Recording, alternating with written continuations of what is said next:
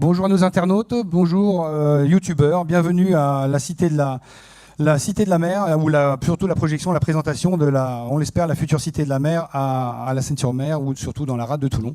Voilà, bienvenue. Nous allons vous présenter les différents thèmes de la Cité de la Mer Méditerranée.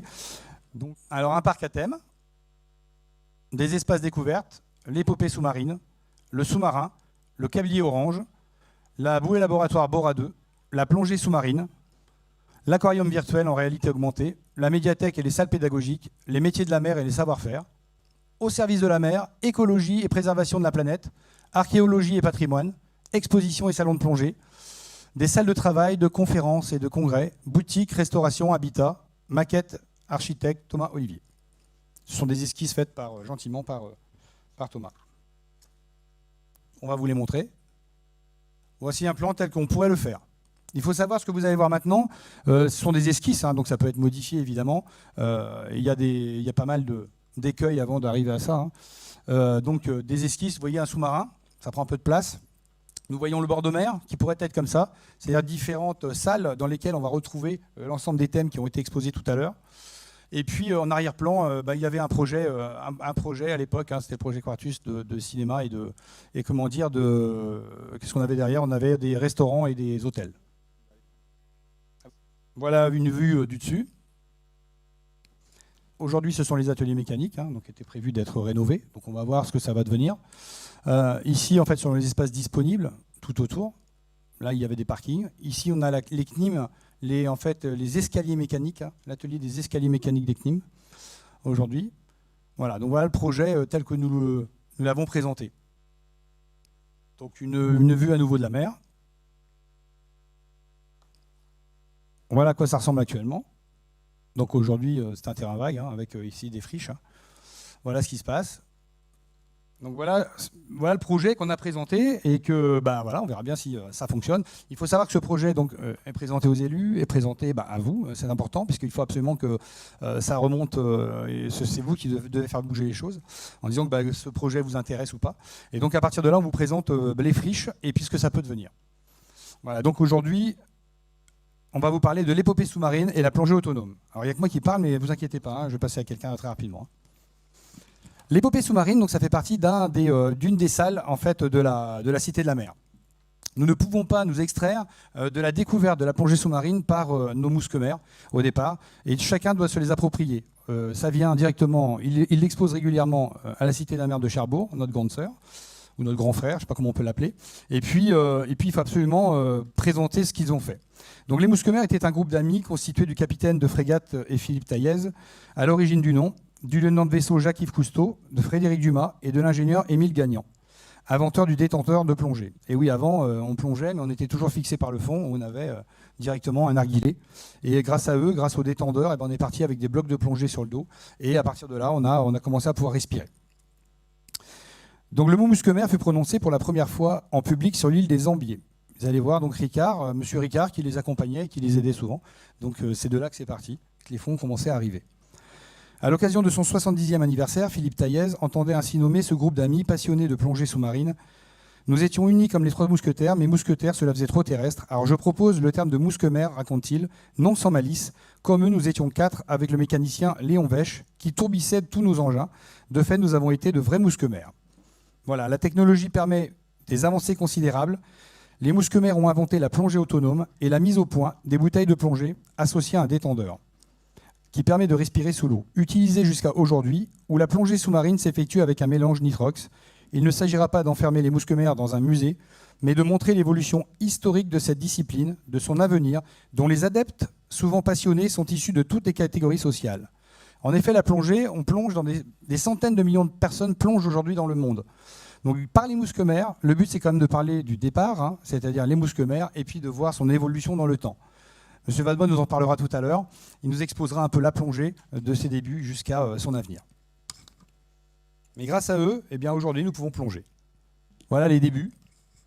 Donc effectivement, la plongée a débuté avec un masque. Hein. Comme tout le monde au départ, on a son masque. Et puis après, il y a eu le détendeur, la bouteille. Et aujourd'hui, vous avez le système Mistral qui est derrière.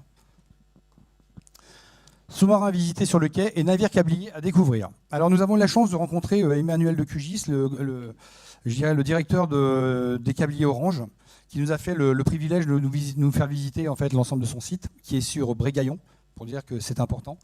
Les câbliers, vous le voyez, le câblier Orange qui est là, voilà, vous le voyez régulièrement, c'est le Raymond Croze. Le Raymond Croze fait 108 mètres de long. Il fait la jonction dans le monde entier entre en fait, des câbles en fibre optique qui viennent des États-Unis, qui arrivent sur le continent européen, ou qui vont vers Abu Dhabi, ou qui vont au large du Japon. En fait, il y en a 5 dans le monde et comment dire, Orange en a plusieurs. Donc, il nous a dit, lors d'une réunion, il nous dit, bah, écoutez, mon câblier, moi, dans 18 mois, je m'en sépare, le nouveau arrive. Si vous le voulez, bah, je vous le donne. Voilà, on trouvera un protocole, mais je vous le donne de façon à ce qu'on puisse le faire visiter, que ce soit un musée et que, à la rigueur, des jeunes puissent se mettre dedans et commencer à travailler et à s'amariner. C'est extrêmement important aujourd'hui parce que si on veut s'amariner dans la région, on va soit sur Marseille, soit sur Sète, mais pour commencer à s'amariner réellement, c'est-à-dire faire son travail de Bosco ou la Marine nationale à Toulon, mais pour s'amariner réellement, c'est compliqué de trouver des endroits. Donc il faudra voir dans le futur, à voir avec l'IPFM, l'école de la mer de la Seine-sur-Mer, si ça leur dit de s'en occuper, ou si on fait autre chose, ou un musée. Alors après, c'est beaucoup d'entretien, mais comme tout le matériel que vous allez voir jusqu'à maintenant, eh bien, cet entretien va être fait par en fait, des fondations, des mécènes, etc. Il n'y aura aucun dans la Cité de la Mer, rien ne sera pris sur l'impôt. Donc le câblier Orange, 108 mètres. Après les sous-marins, je vais laisser notre ami M. Galempoix discuter des sous-marins. Voilà, nous sommes sur notre fer de lance. Donc là, on est sur du sous-marin militaire. Il faut savoir qu'il existe aussi des sous-marins d'exploration civile. Hein.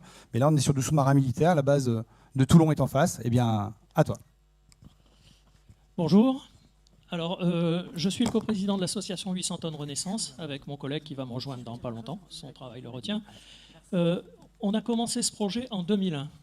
En 2001, on a commencé par récupérer au sein de l'escadrille des sous-marins nucléaires d'attaque à Toulon, là, sur la base de Toulon, des éléments muséographiques qui étaient réservés aux sous-mariniers. Avec la fin des vieux sous-marins diesel électriques, ils ont décidé de se débarrasser de tout ça, et nous, on les a mis à l'abri quelque part, dans l'espoir de pouvoir faire un musée avec le dernier 800 tonnes de l'époque qui devait être désarmé. Malheureusement, les soutiens politiques et financiers auxquels on espérait ne sont pas venus, et depuis, on remet notre force et notre courage sur cet ouvrage, et on n'avance que très très doucement. On a eu donc cette main tendue par l'association de la Cité de la Mer et Philippe Le Sauce, et ça nous ouvre de nouveaux horizons. Seulement, les sous-marins auxquels on espérait ne sont plus disponibles, et on se retrouve maintenant sur le marché avec un très vieux sous-marin diesel électrique qui est en train de rouiller dans la rade de Toulon, ou des sous-marins nucléaires. Quand on dit le mot nucléaire, on fait hérisser le poil à énormément de monde, parce que c'est extrêmement long à faire tomber les becquerels dans les zones nucléaires du bateau. Et la seule solution qu'on a, c'est d'enlever cette tranche pour la remplacer par quelque chose d'inerte. Et ça, pour nous, c'est une grosse barrière qu'on va s'employer à faire tomber, mais ça s'annonce très très délicat. Donc on en est là. On s'inscrit dans un projet beaucoup plus gros, beaucoup plus vaste, beaucoup plus, je ne vais pas dire crédible parce que ça enlèverait de la crédibilité à tout ce qu'on a fait depuis, mais rendu plus crédible par sa taille et par les gens qui nous entourent maintenant. Et on espère pouvoir avancer vraiment et mettre ce sous-marin le long de ce quai ou sur la terre ferme comme à Lorient, parce que c'est notre rêve depuis 20 ans et qu'on a tout l'espoir d'y arriver. Voilà. Alors, le coprésident qui va me rejoindre, il a fait le tour des musées du sous-marin d'Europe. Il est allé en Espagne, il est allé en Allemagne, il est allé à Cherbourg, à Paris, voir l'Argonaute, à Lorient. Il a rencontré les responsables et il a monté son dossier autour de ce que les autres ont fait. L'avantage, c'est que les erreurs qu'ils ont commises, on les a pris en note et on essaye, nous, dans notre fascicule, de ne pas les reproduire. Donc on a quand même quelque chose de très solide. On a fait surtout mon collègue, il a fait une étude économique sur ce projet et c'est viable. Le sous-marin tout seul est un musée viable. Le grand public est attiré par ce mystère du sous-marin. Donc, on a quelque chose de viable qui peut s'inscrire dans quelque chose de magnifique là, qui s'ouvre à nous. Et on espère vraiment aboutir. Merci.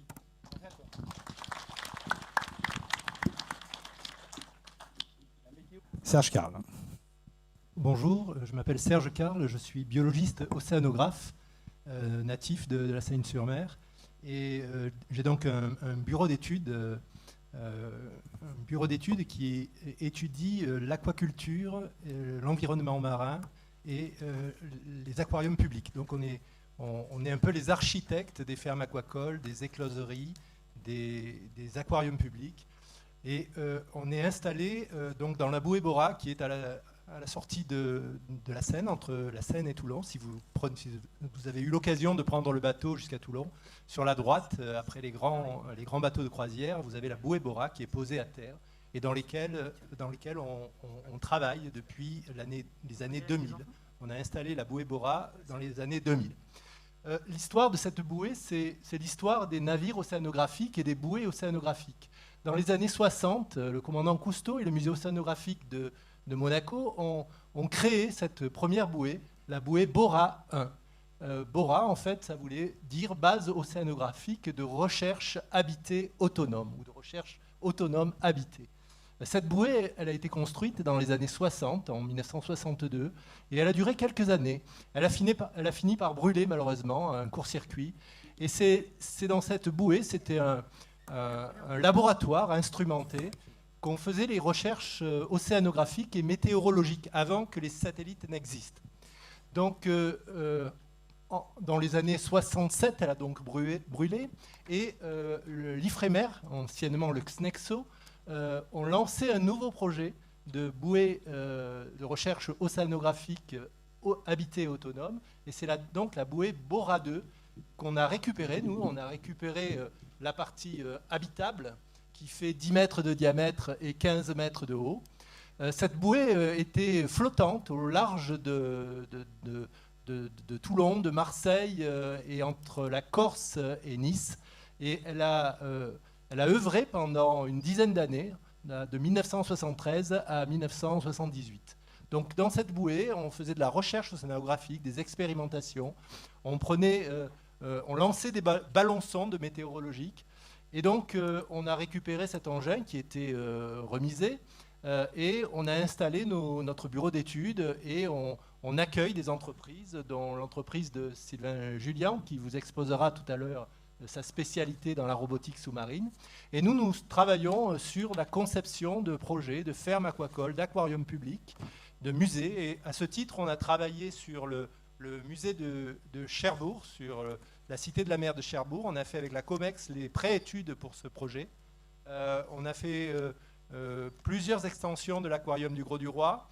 On a travaillé également sur des projets d'aquarium au Maroc, à Lorient, sur la base des sous-marins. Et donc, tout ça, ça existe donc depuis les années 60.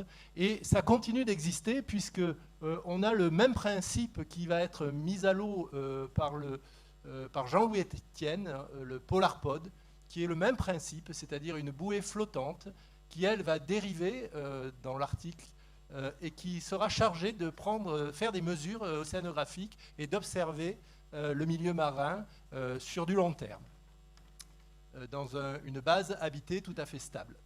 Donc voilà un petit peu l'histoire des bouées océanographiques, de leur recyclage, on va dire, entre guillemets, et d'une des compétences qu'on a ici autour de la rade et qui pourrait agrémenter un des thèmes de la cité sous-marine.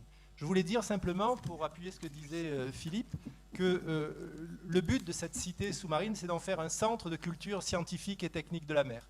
Hein, c'est un peu le concept de ces nouveaux musées, de ces nouveaux sites pédagogiques et ludiques qui présentent les technologies océanographiques utilisées et souvent méconnues. Et on est très très riche ici à Toulon avec le pôle Mer-PACA. On doit avoir 400 ou 500 entreprises qui travaillent dans ce domaine d'activité. Donc c'est vraiment l'occasion de les faire émerger, de les montrer et de faire connaître ce savoir-faire, à la fois au grand public, mais aussi de faire connaître notre région par ce savoir-faire. Voilà, je vous remercie beaucoup. Merci Serge Carr. Nous allons aborder la plongée sous-marine, apnée puis plongée profonde, avec Hubert Vadebois. Merci beaucoup. Bonjour à tous. Oui, donc j'ai été présenté tout à l'heure, Hubert Vadebois. Je suis actuellement chef de projet dans l'industrie, mais auparavant j'ai eu une carrière dans la marine pendant 27 ans, et en particulier pendant 20 ans comme plongeur démineur.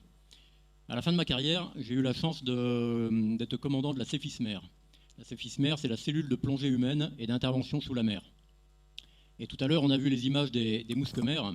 Il faut savoir que la Cefismer, il y a 50 ans à peu près, s'appelait le Gers. Et le premier commandant du Gers, ça a été le commandant Philippe Taillez. Voilà. Alors, je n'ai pas la prétention d'être l'égal de Philippe Taillez, mais en tout cas, je suis très honoré d'avoir été un de ses successeurs. Et effectivement, la plongée doit énormément au commandant Taillez et au Mousquemer, puisqu'ils ont développé les premiers équipements de plongée autonome. Alors la plongée autonome, ça a été une révolution dans le monde de la plongée.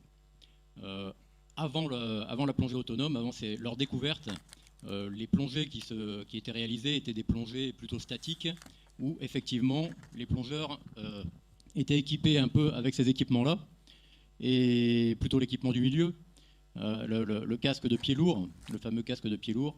Mais il faut savoir que quand on est équipé comme ça, on est vraiment très très handicapé. On a du mal à se déplacer, c'est des équipements qui sont très lourds, et surtout ça demande un équipement et un soutien en surface qui est très important. Pourquoi ? Parce que ces plongeurs-là, qui ne sont pas autonomes, ils sont reliés à la surface. C'est la surface qui leur apporte l'air du bon Dieu pour pouvoir respirer, qui leur apporte aussi des communications pour pouvoir dialoguer avec la surface. Mais ces équipements ont un énorme avantage, c'est que ça permet d'avoir de l'air en permanence. Il n'y a pas le problème d'autonomie des bouteilles de plongée. Mais comme c'est quand même très technique et très, très physique de plonger avec ces équipements-là, maintenant c'est plutôt réservé, c'est même essentiellement réservé à des professionnels et au travail sous-marin. Alors que dire, effectivement la photo du milieu, ça vous montre un casque de pied lourd, c'est les anciennes plongées, la plongée de Tintin que tout le monde connaît, mais il faut savoir que c'est des systèmes qui sont encore utilisés, qui ont un petit peu évolué avec les photos de gauche là, qui sont des photos actuelles de travaux sous-marins réalisés par des plongeurs professionnels. Il faut savoir que dans la région, on a 2 écoles de renommée internationale qui forment des plongeurs professionnels pour réaliser ces types de plongées de travaux sous-marins. Il y a l'INPP à Marseille, l'Institut national de plongée professionnelle, et l'École nationale des scaphandriers qui est à Fréjus. Donc là aussi, dans la région, il y a un savoir-faire qui est mondialement réputé, puisque des plongeurs du monde entier viennent se former dans ces écoles-là. Il y a très peu d'écoles qui forment à ce type de plongée. Et donc des personnes à l'international viennent faire la formation ici en France. Une petite anecdote, oui, le plongeur est relié à la surface pour avoir son air, et ce lien qu'il relie à la surface, c'est le tuyau rouge, jaune et bleu là, qu'on voit sur la photo du haut. Ça s'appelle l'ombilical, parce que effectivement c'est comme un cordon ombilical, ça assure la vie du plongeur. C'est un peu en ce sens aussi que ces plongées-là sont techniques et assez risquées, parce que s'il vient y avoir une rupture de cet ombilical, le plongeur est perdu. Il a une petite bouteille sur le dos qui lui permet d'avoir une petite autonomie, mais bien souvent c'est très compliqué de s'en sortir s'il y a une rupture de l'ombilical. Donc forcément c'est des plongées qui ne sont pas réservées à n'importe qui, et donc c'est uniquement des plongeurs professionnels qui font encore ce type de plongée.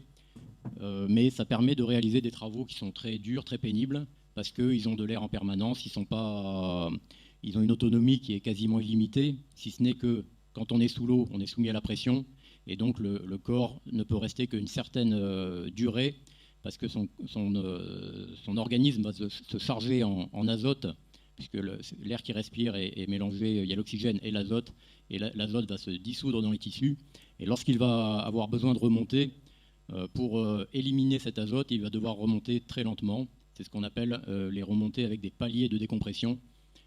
Donc ça, c'est une des contraintes de la plongée. Lorsqu'on plonge profond et longtemps, pour remonter, il faut faire des paliers de décompression. Les plongeurs autonomes sont soumis à ces paliers de décompression, mais également les plongeurs qui font ces travaux sous-marins avec l'air qui vient de la surface. Voilà. Merci Hubert, merci beaucoup. On a d'ailleurs, en parlant des problèmes de décompression, décompression, effectivement les accidents arrivent aussi. Et donc nous avons des personnes qui s'occupent des sas de décompression ou les cloches de décompression. Et nous en avons un dans la salle d'ailleurs dont il s'occupe, c'est monsieur Laurent Fréani. Si vous pouvez nous dire 2 mots sur les questions de décompression. Oui, je peux vous dire 2 mots, effectivement. Merci de me donner la parole. Donc moi, je suis chef d'entreprise. Donc c'est une entreprise bandolaise, donc varoise. Et notre cœur de métier, c'est de fabriquer des caissons d'oxygénothérapie hyperbare, d'une part pour les hôpitaux, mais aussi pour les plongeurs mineurs.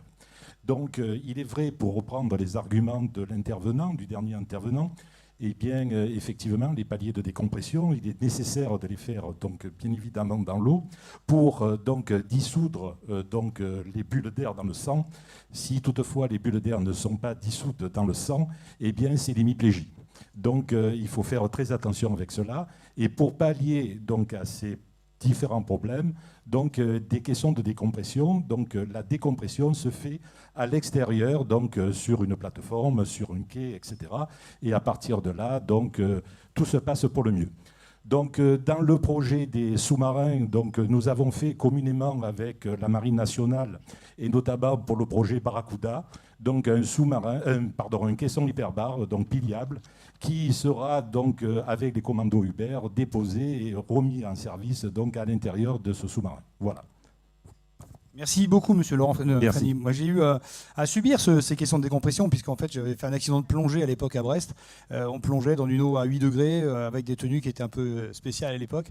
Et comment dire, eh bien, en remontant, tout simplement, avec une vitesse normale, on était à 17 mètres minutes à l'époque, en remontant à une vitesse normale, les vaisseaux sanguins s'étaient rétrécis en fait, et l'azote n'avait pas pu sortir et remonter et s'évacuer. Et donc à partir de là, eh bien, en remontant, en me réchauffant dans le bateau, hein, heureusement que c'était un bateau avec caisson, en me réchauffant dans le bateau, eh bien, d'un seul coup, tout le côté droit est parti. Hémiplégie côté droit, et il a fallu me rentrer dans le caisson immédiatement. Et c'est vrai que ça a été très très vite pris en compte. Et c'était à Clermont-Tonnerre à l'époque, il a fallu être évacué sur Clermont-Tonnerre. Et à ce moment-là, on est remonté en fait à la pression initiale. C'était une plongée à 30 mètres, hein, donc une plongée à 30 mètres, il fallait refaire les paliers, etc. Et donc au bout de 2 heures, c'était réglé, quoi. Mais effectivement, ça peut être vite dangereux. Si on est fatigué, la plongée ne pardonne pas. Si on est fatigué, si on a froid, s'il se passe quoi que ce soit, faut pas plonger, quoi. Parce que ça va très très vite, l'accident est rapide. Voilà, donc merci beaucoup, merci pour ces explications qui sont extrêmement importantes. Et la plongée, il faut faire très attention. On va revenir sur Monsieur Serge Carl, concernant l'aquarium virtuel, puisqu'il a été augmenté, puisqu'il y a eu des concours de gagnés, notamment au Gros du Roi, et donc une explication sur le sujet est intéressante. Oui, donc rebonjour. Donc Et la je vous nurserie expliquais tout à l'heure que le bureau d'études Aqualogue, dont je suis le gérant, était installé dans la Bouée-Bora, et effectivement on travaille depuis plusieurs années sur des projets d'aquarium public, de musées océanographiques et de laboratoires de recherche dans le domaine de l'océanographie et la recherche en aquaculture. Donc effectivement, de plus en plus, le fait d'enfermer des animaux dans des bassins, dans des enclos, ce n'est plus tellement à la mode et c'est un peu décrié. Et donc, on a maintenant, avec les nouveaux moyens technologiques, on a la possibilité de mettre en scène à la fois du matériel, des équipements, mais aussi des animaux un petit peu en réalité, comme si c'était en réalité. Et tout ça est du virtuel, un mélange d'images réelles, de vidéos, d'images informatiques, et on arrive à représenter les fonds marins et à faire des animations tout à fait intéressantes et tout à fait ludiques, et à faire passer les messages que jadis on arrivait à faire passer avec du vivant dans les aquariums. Donc l'ambition de la Cité de la mer, c'est, je vous le disais tout à l'heure, de faire un centre de culture scientifique et technique de la mer, et on utilisera toutes ces nouvelles technologies pour faire de la présentation virtuelle du monde marin et sous-marin, parce que justement, avec ces technologies, on peut arriver dans l'infiniment grand et présenter de l'infiniment petit. Alors qu'avec le vivant, c'est très difficile d'observer des micro-organismes, des cellules de micro-algues, alors qu'avec le virtuel, on peut pratiquement faire rentrer les gens à l'intérieur de bactéries, à l'intérieur de micro-organismes, ou au contraire les faire partir dans le gigantisme et au fond de la mer, dans les abysses. Donc c'est un des sujets sur lesquels on travaillera. Et donc voilà, nous on a une petite expérience là-dedans, je vous l'ai dit tout à l'heure, on a travaillé sur les préétudes de l'aquarium de Cherbourg et du sous-marin Le Redoutable, on avait travaillé sur le sous-marin la Junon, on avait fait un projet, mais malheureusement qui n'a pas abouti comme beaucoup de projets dans notre région, c'était l'aquarium de Toulon en 1994 avec la Comex, mais j'ai travaillé sur des projets qui ont heureusement abouti, on a fait les 3 extensions de l'aquarium du Gros-du-Roi, on a travaillé sur l'aquarium d'Alocema au Maroc, et puis sur de nombreux autres projets, et puis beaucoup de fermes aquacoles et des closeries dont je vous parlerai peut-être tout à l'heure ou à la suite de cette diapositive. Donc c'est là, les nurseries, c'est notre cœur de métier. Donc c'est l'endroit où on fait la reproduction des organismes marins, des poissons, des coquillages. Donc on est un peu spécialiste dans ce domaine d'activité. On a construit une 30aine d'écloseries un peu partout dans le monde. On a fait beaucoup d'écloseries en Turquie, autour de la Méditerranée. Mais on a fait aussi des projets un peu plus loin. On travaille en Polynésie sur les bénitiers, sur les huîtres perlières. On travaille en Bulgarie sur la reproduction des esturgeons et sur le caviar. On a fait des missions aux Seychelles sur les bénitiers. On travaille bien sûr sur les espèces qu'on connaît dans la région, le loup et la dorade. Actuellement, on travaille au Maroc sur les palourdes et sur les huîtres, plates. Et donc, notre travail, c'est de mettre à disposition à la fois des chercheurs et à la fois des sociétés privées des outils de production pour la reproduction des espèces marines. Alors, cette reproduction, elle sert à la fois au repeuplement. On a des programmes de repeuplement, par exemple, avec l'Université de Corse et les pêcheurs corses. On a lancé un programme de repeuplement avec les oursins. Donc, on reproduit dans un laboratoire des petits oursins. On les réensemence sur des concessions de pêche en partenariat avec les pêcheurs. Et en même temps, on suit le patrimoine génétique des espèces sauvages et des espèces réintroduites afin de vérifier si le fait de réintroduire ces espèces n'entraîne pas de dérive génétique. Donc on a un souci de l'impact environnemental de cette activité. Et à ce titre, donc, on travaille sur ce qu'on appelle les nouvelles espèces. C'est des espèces qui ne sont pas encore maîtrisées en aquaculture.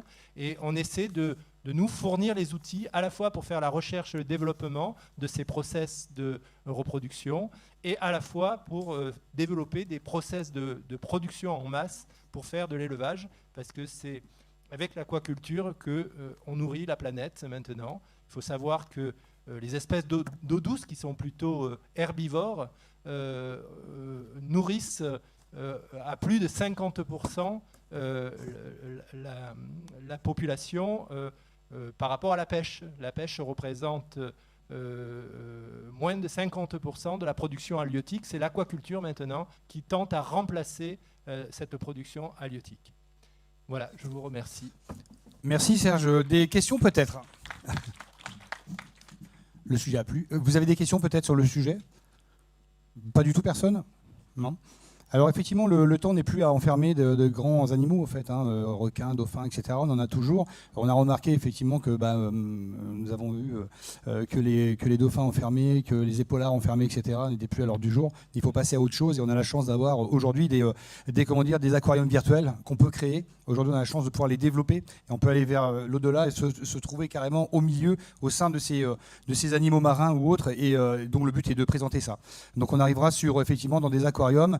Nous serons au sec parmi les animaux et on les verra passer par en dessous, par au-dessus. On est vraiment sur de l'imagerie générale. Certains ont pu aller voir des tableaux au Beau de Provence. Eh bien, on est sur le même système aujourd'hui, sur des aquariums virtuels avec les poissons. On aura l'impression que les poissons, les différentes espèces marines, eh bien, viendront par le dessous, au-dessus. On sera parmi eux. Mais on peut même aller au-delà, puisqu'on a commencé à travailler sur le sujet. On peut même être à température ambiante. Donc ça, c'est assez intéressant. Vous pouvez être dans les eaux glaciales comme dans des eaux un peu plus chaudes ou équatoriales. Et là, donc, à partir de là, on met le visiteur en condition.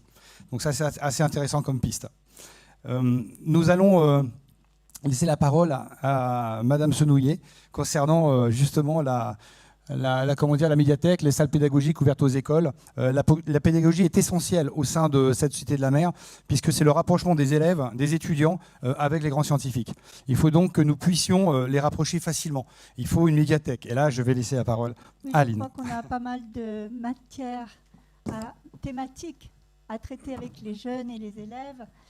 Et je crois qu'il faudra mettre en place tout ça petit à petit.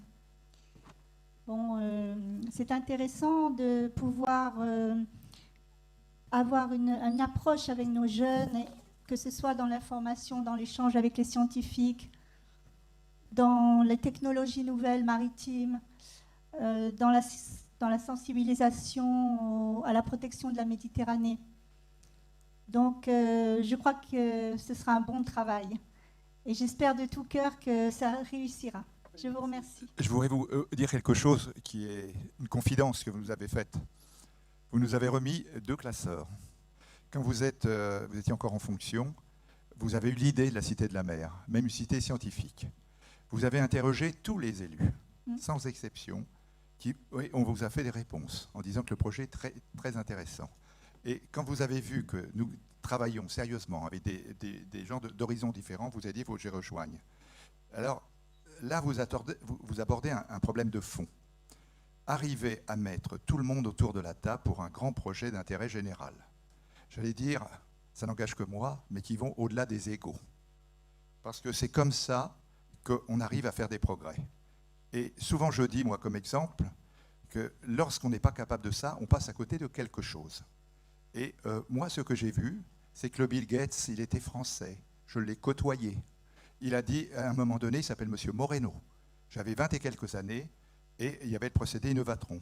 Et je me rappelle, dans les réunions de travail, il est venu, il dit, voyez, dans une pièce comme ça, je mettrai des millions d'informations. Eh bien, d'autres personnes plus ouvertes, plus intelligentes, qui ont compris qu'il fallait se rassembler, eh bien, ont repris une partie de ces idées, et il s'appelle Bill Gates. Et nous sommes passés à côté. Donc, il a eu des miettes par rapport à son progrès. Donc, aujourd'hui, on travaille, quand on écoute tous ces scientifiques qui s'expriment, on s'aperçoit que l'ensemble de leurs connaissances mérite qu'on vraiment fasse quelque chose. Alors, nous, on vous a pris au sérieux parce que vous nous avez autorisé d'en parler. C'est pour ça que je prends la parole. Et je pense que tous ceux qui sont élus ici dans la salle, eh bien, qu'ils viennent autour de table, quelle que soit leur sensibilité, parce que ce projet-là, il est d'intérêt général. Il est tellement d'intérêt général, c'est qu'on a un devoir vis-à-vis des jeunes qui vont avoir à supporter l'évolution climatique, qui demande une certaine prise de conscience. Voilà, je voulais vous remercier au nom de tous. Merci. Oui, rentrer dans la salle de Xavier Kay du Club PIP d'ailleurs. Hein, ce sont les plaisanciers, c'était moratoire sur les plaisanciers. Merci Xavier d'être présent. Le slide suivant, nous allons vous présenter quelqu'un d'exceptionnel. Donc, c'est Hans Schneider-Munto. Grand chercheur Hans Schneider-Munto, merci, c'est à toi. Vous voyez en bas à gauche un aimant, son champ magnétique. Et vous voyez ce monsieur bien connu à côté. Et c'est lui qui a dit, sans curiosité, il n'y a pas d'évolution. Pour moi, personnellement, l'aimant, le champ magnétique, a toujours attiré ma curiosité. Je voulais comprendre l'origine de cette force. Et finalement, ce champ magnétique m'a suivi toute ma vie, jusqu'à aujourd'hui. Ça va être le fil rouge de ma présentation. Ce sont les champs magnétiques, la mer et l'importance de la curiosité, comme Einstein l'a exprimé. Voilà, nous, tous ici, nous connaissons bien le champ magnétique.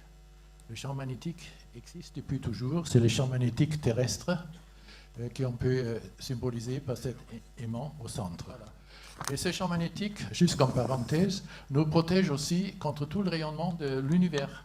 Vous voyez à gauche le soleil, et vous voyez ici à droite, j'essaie de montrer, ça c'est notre Terre, avec le champ magnétique qui nous protège contre toute la radiation et le flux de protons du soleil. Je parle de ça parce que à un moment de ma vie, j'ai travaillé là-dessus. Ok, alors maintenant on va focuser sur la Cité de la mer. Alors c'est quoi la liaison entre le champ magnétique et la mer? Qui connaît la réponse? C'est la boussole. Évidemment. C'est la boussole. Et c'est ça qui a permis la navigation. Ça, finalement, c'était essentiel pour la découverte du monde. Et il y a une très jolie boussole, pas loin de chez nous, dans le musée de Toulon. Je l'ai trouvée sur l'Internet, je voulais vous montrer. Et sur le câblier aussi. Le câblier d'Orange, ils l'ont aussi. Ils la montrent. Okay. Alors, il y a deux curieux, monsieur très curieux, monsieur Faraday et monsieur Ampère, vous connaissez peut-être, qui ont découvert l'électromagnétisme. C'est-à-dire qu'ils ont trouvé un moyen de créer des champs magnétiques avec du courant électrique. Et ça, c'est essentiel parce que c'est grâce à eux il y a l'électricité, parce qu'on peut créer l'électricité de telle façon. Et notre vie moderne, sans l'électromagnétisme, ne serait pas possible. Et ici, je veux parler des applications modernes, de l'accélération possible par les champs magnétiques. Vous voyez bien là comment, si on met en marche une route et une bobine après l'autre, on peut accélérer tout ce qui est métallique ici, dans cet exemple.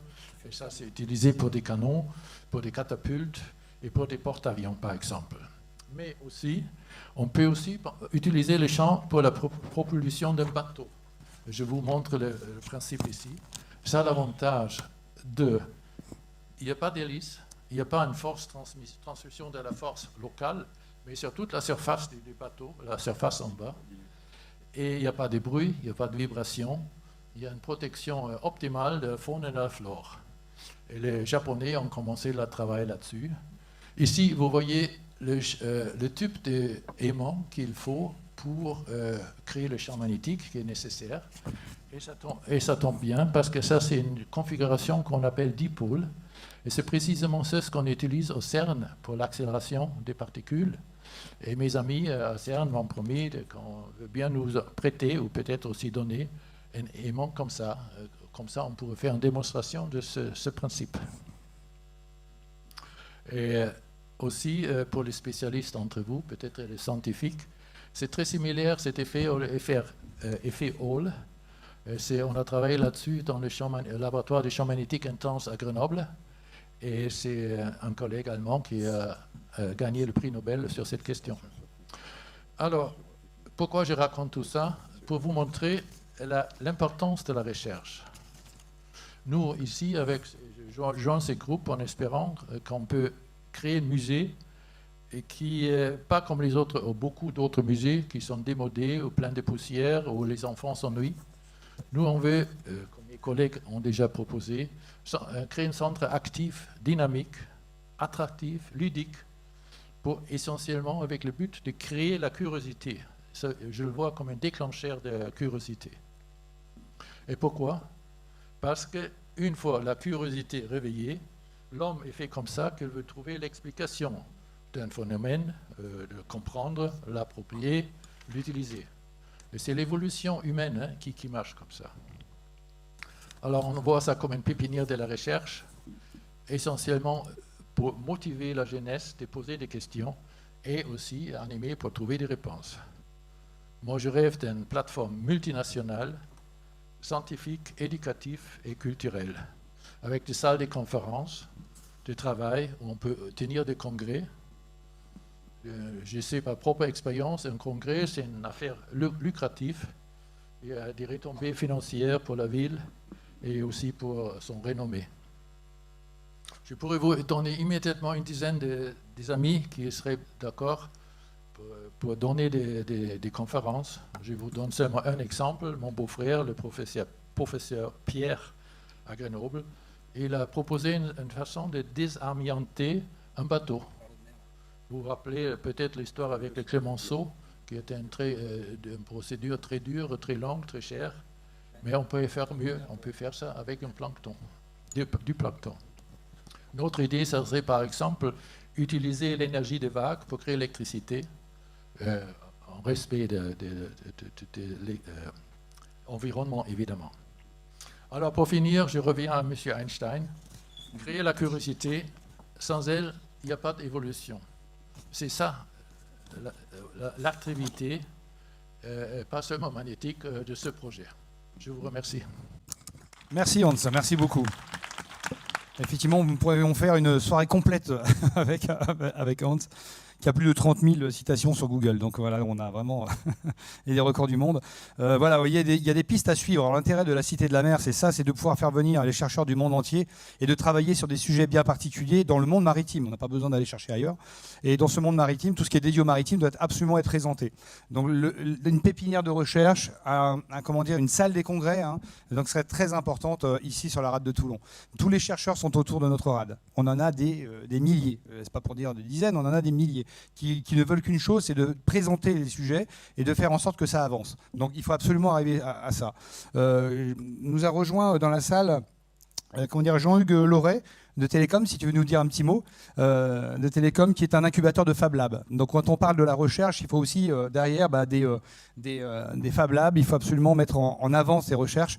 Et voilà, nous avons un franco-suisse qui passait par là tout à l'heure, et on en a parlé 2 secondes, et je dis ça serait peut-être intéressant de vous le présenter. Donc je vais vous le passer. Merci Jean-Hugues. Oui, bonjour. Oui, juste sur Lausanne, je me retrouve à l'EPFL, qui est une école d'ingénieurs, et il y a tout ce qui concerne l'Hydrocontest, qui est une compétition internationale permettant de mettre les écoles navales pour se mettre en compétition. Donc il y a des équipes américaines, européennes, franco, suisses, etc. Et ça a lieu tous les X années. C'est Claudie Aigneret qui préside ça. Et l'idée, c'est de faire un incubateur sur des maquettes de toute petite dimension, et où le point clé va être le logiciel. On voit tout ce qui est système de propulsion aussi, avec des micro-piles à combustible, et de regarder le système de contrôle, un peu comme les drones aériens que vous voyez pulluler à la FNAC. Il y a certaines de ces technologies qui peuvent être appliquées dans le domaine maritime. Et donc on va lancer un petit incubateur de toute petite taille, avec un certain nombre d'écoles d'ingénieurs dans ce domaine-là. Voilà. Merci beaucoup. Merci Jean-Hugues. Oui, le but, c'est effectivement d'amener la recherche à se développer, d'amener la jeunesse à découvrir un peu tout ce qu'on peut faire, et surtout leur montrer le possible. Aujourd'hui, quand on va sur la rade de Toulon ou dans le Var, on ne sait pas ce qui existe. On a parlé tout à l'heure du câblier, des liaisons France Télécom, des liaisons en fibre optique. Personne ne les connaît.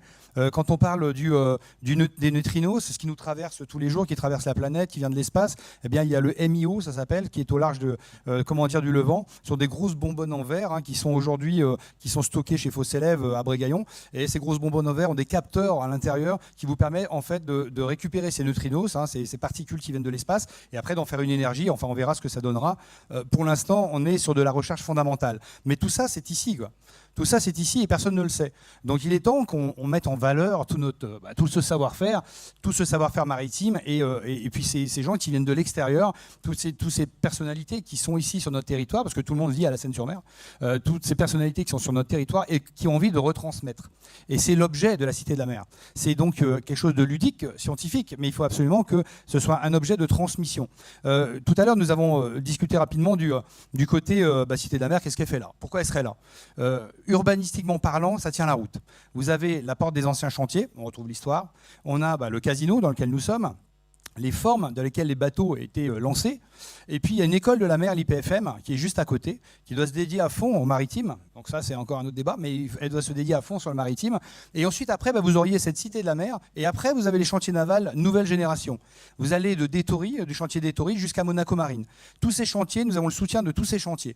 Aujourd'hui, alors on n'a pas passé les petits films parce qu'on n'a pas eu le temps. Nous sommes une association de bénévoles et on essaye avec nos moyens, qui sont déjà énormes vu le temps que ça nous prend, de mettre en place tout ça. C'est pas facile, mais je vous assure qu'on a eu des petits films qui vont passer ensuite sur YouTube, mais des petits films des pêcheurs aux éleveurs, aux patrons de chantier naval, etc., qui sont derrière nous et qui nous soutiennent. Nous avons le soutien, on en parlait tout à l'heure, au niveau du sauvetage en mer aussi, de l'amiral Méheux, qui nous soutient à 100%.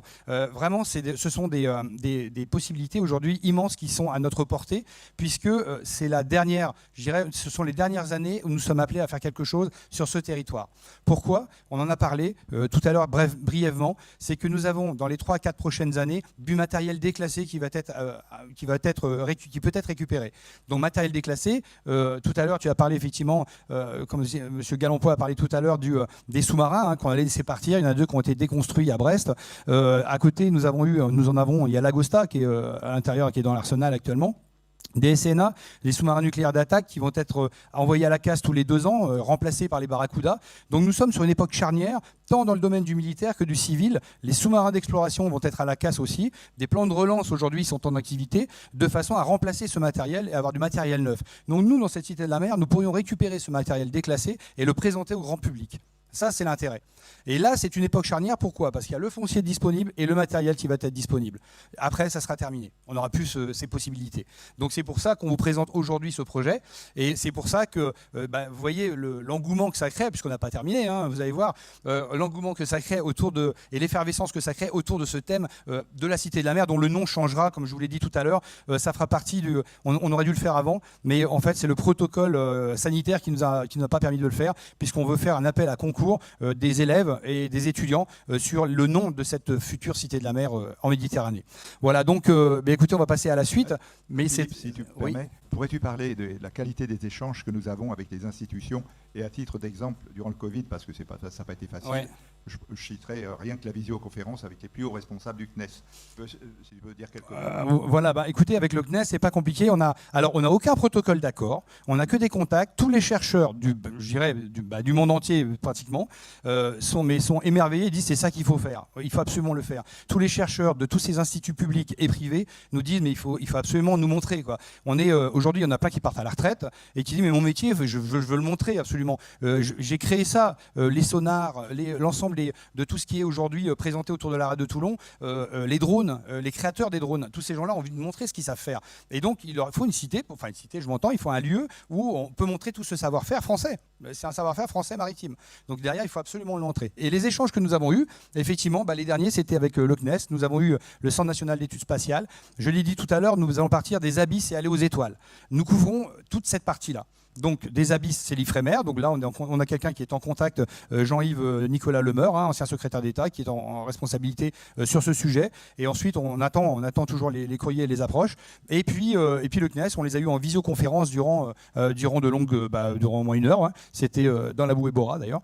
On était là-bas et ils sont enchantés par cela. Il faut absolument le mettre en valeur. Les satellites dédiés à la météo, on n'en parle pas. On ne parle pas des satellites de la météo, on la voit à la télé.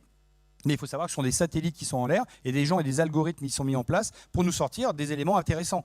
Et pour nous donner, aujourd'hui, on va sur Windy, je ne vais pas en sortir, sinon on va me dire que derrière je préfère un site plutôt qu'un autre. Mais vous regardez, par exemple, oui, je vais le citer quand même, parce que vous allez sur Windy, puisque c'est le plus facile, et d'une manière conviviale, vous voyez le déplacement de l'air, vous voyez le déplacement de l'eau, vous voyez la pluie, la neige, la grêle, et tout est accessible très facilement. Pour ça, il faut des chercheurs, il faut des démonstrateurs, il faut d'une numérisation, et tous ces métiers-là, aujourd'hui, il faut absolument que nos jeunes puissent avoir accès.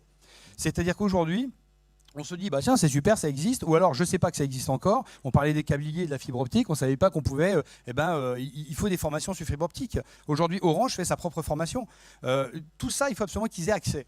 Et donc, à partir de là, il y aura des bornes interactives, on en parlera tout à l'heure, mais des bornes interactives sur chaque élément de la Cité de la Mer pour présenter les différents métiers qui y sont. Et à partir de là, le jeune qui est en 6e, 5e, 4e, terminale ou après, il appuiera, il aura une pieuvre qui va se mettre en place, je suis en 6e, paf, et de là, il dira, j'ai accès à ça, voilà la formation qu'il faut. Et tu peux joindre le DRH de telle société, elles sont faites pour ça. Donc, vous pouvez joindre les sociétés et leur demander tout simplement des informations. Voilà, ça, il faut absolument qu'on arrive à ça. Aujourd'hui, c'est trop difficile de se dire, je ne savais pas que ça existait, je ne savais pas que ça. On a vu plein de choses depuis tout à l'heure, il y a plein de choses qu'on ne connaît pas. Donc ça, c'est plus possible. Aujourd'hui, avec le système de numérisation qu'on a, on peut tout mettre en valeur. Voilà, donc voilà le but de cette Cité de la Mer en Méditerranée, dont le nom, je vous ai dit, changera, évidemment. Pourrais-tu donner un ordre de grandeur des emplois qui vont être disponibles, donc à pourvoir dans quelques temps, uniquement sur la région de Toulon? Déjà, Toulon, on est quand même sur déjà une base militaire. On a beaucoup de militaires, quelques dans la salle. Bonjour. Donc derrière, on a une base, en général, déjà la Marine nationale, c'est 1000 à 1500 emplois. Aujourd'hui, ils ont besoin de monde. Donc derrière, aujourd'hui, on cherche du monde dans la Marine nationale. À côté, il y a toute la recherche. L'Ifremer en recherche, on l'a sur aussi la base. Il y a aussi l'ensemble des campus que nous avons autour. Donc nous avons énormément de recherche. On tournait autour des 4000 emplois non pourvus parce qu'aujourd'hui, on est sur un manque de formation. La formation n'est pas liée. C'est-à-dire qu'aujourd'hui, on n'a pas la formation dédiée aux emplois qui sont disponibles. Donc il faut arriver à ça aussi, c'est-à-dire faire la passerelle entre les emplois à pourvoir et les emplois à créer. Voilà, aujourd'hui, même, et ça c'est difficile à la Seine-sur-Mer, puisque la Seine-sur-Mer, c'est là-bas, c'est les chantiers navals, et il n'y a plus de soudeurs, il n'y a plus de tuyauteurs annelés, il y a plus, tous ces métiers, je dirais, qui étaient hyper connus à l'époque, on a perdu tout ce savoir-faire, et c'est dommage parce que ce sont des métiers qui payent bien et qui sont reconnus. Donc il faut arriver à cette formation interne, et donc la Cité de la Mer servira tout simplement de passerelle, de rempart, et de passerelle à cela. C'est une présentation de l'ensemble de notre savoir-faire et des métiers qui vont avec. Les formations sont extrêmement importantes pour arriver à trouver un métier. Donc les métiers sont disponibles, il faut se former pour ça. Voilà, merci. Et le CNES, oui, pour terminer, les gens étaient enchantés du projet et nous ont dit, c'est très lourd, vous savez, ce sont des instituts publics, donc le temps de décider les premiers, puis les deuxièmes, puis les troisièmes, puis le chef qui va signer en finalité ou le directeur, ça prend des mois et des mois et des mois et il faut prendre la décision, quoi. Voilà, donc c'est très compliqué. Mais bon, on y va doucement mais sûrement. On y arrive, on a déjà fait des gros progrès. Là-dessus, on est arrivé au bon niveau. On est au dernier niveau un peu partout, donc ça, c'est pas mal. Voilà, donc on va vous présenter les slides suivants, hein, la robotique navale. On va laisser... Sylvain, tu veux nous dire un mot sur la robotique navale? Ouais, je suis venu pour ça. Merci Sylvain. Sylvain Julien. Bonjour messieurs, dames. Ben voilà, quand je suis arrivé dans la région il y a 20 ans, j'imaginais pas une seule seconde ce qui allait se passer. Un soir, par erreur, je suis passé dans le couloir du bureau de mon chef qui m'a proposé de démarrer sur un programme de drone naval. Je ne savais pas du tout ce que c'était bâbord, tribord, latitude, longitude, rien quoi. Mon métier c'était des machines spéciales, les transstockers, des véhicules autonomes, etc. Et donc, vous voyez la flèche bleue. Un an après, j'étais là. Je m'étais fabriqué mon petit bureau avec mon ordinateur, mon écran, mon disque dur, etc. Les petites bannettes de courrier pour mettre la bouteille d'eau et les papiers, et en avant Guingamp, quoi. Voilà. Et donc ça, c'était en 2007.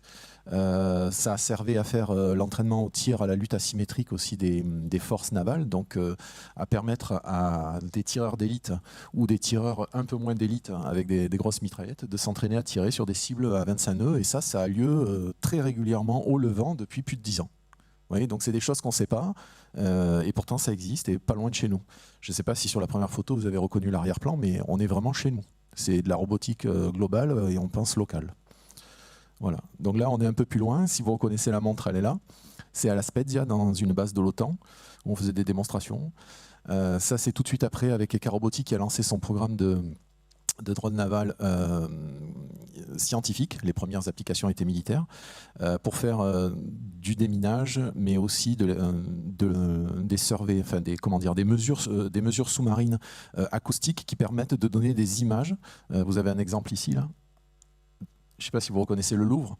Ça a été une de mes pires missions, ça, de partir du canal Saint-Martin et d'aller jusqu'au Trocadéro tous les matins, tous les soirs. C'était infernal. Voilà. Donc on était obligé de se coltiner la Tour Eiffel toute la journée. Enfin, voilà. Il n'y avait pas le Covid. Il n'y avait pas le Covid à l'époque, mais bon, voilà. Non, la mer, ça mène à tout, vraiment. Ici, vous avez le premier le premier lancé de Caster sauvage. Ce pantographe, là, ça s'appelle un LARS, Launch Automatic Remote System. Ça permet de mettre à l'eau un véhicule sous-marin depuis un véhicule de surface. Et qui, aujourd'hui, permet à ECA d'engranger un contrat l'année dernière mirifique, 10 ans de chiffre d'affaires. Donc ECA, c'est pas une petite société, elle est dans le top 50 des entreprises du Var depuis très longtemps. Et ils ont tout déchiré avec Naval Group pour vendre 6 bateaux de déminage aux marines belges et 6 à la marine néerlandaise, équipés de ces véhicules qu'on commençait à mettre au point il y a plus de 10 ans déjà. Ensuite, j'ai été débauché, donc ça fait super plaisir quand on vient vous chercher pour vous demander si vous ne seriez pas prêt à embarquer sur un nouveau projet.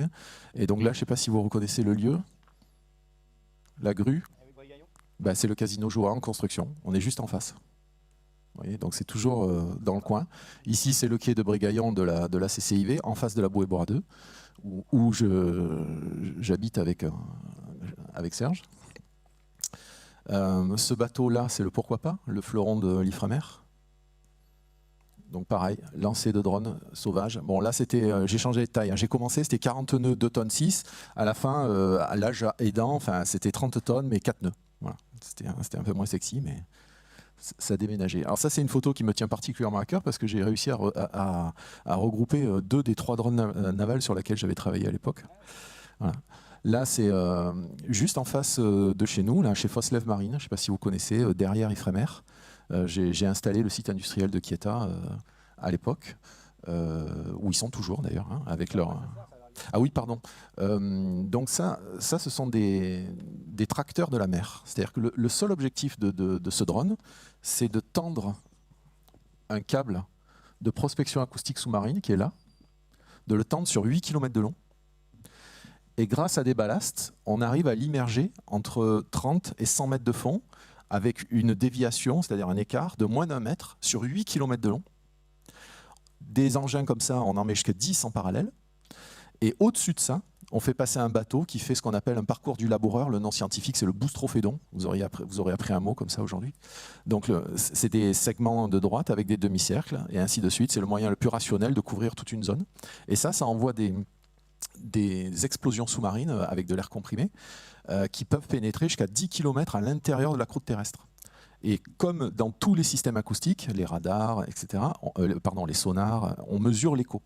Et en mesurant l'écho et en l'analysant, on arrive à connaître l'homogénéité de la croûte terrestre et donc les ruptures d'homogénéité qui sont ce qu'on recherche pour savoir s'il y a du sel, de la boue, mais aussi du gaz ou de l'huile, puisque c'est évidemment ce qui est recherché, quoi.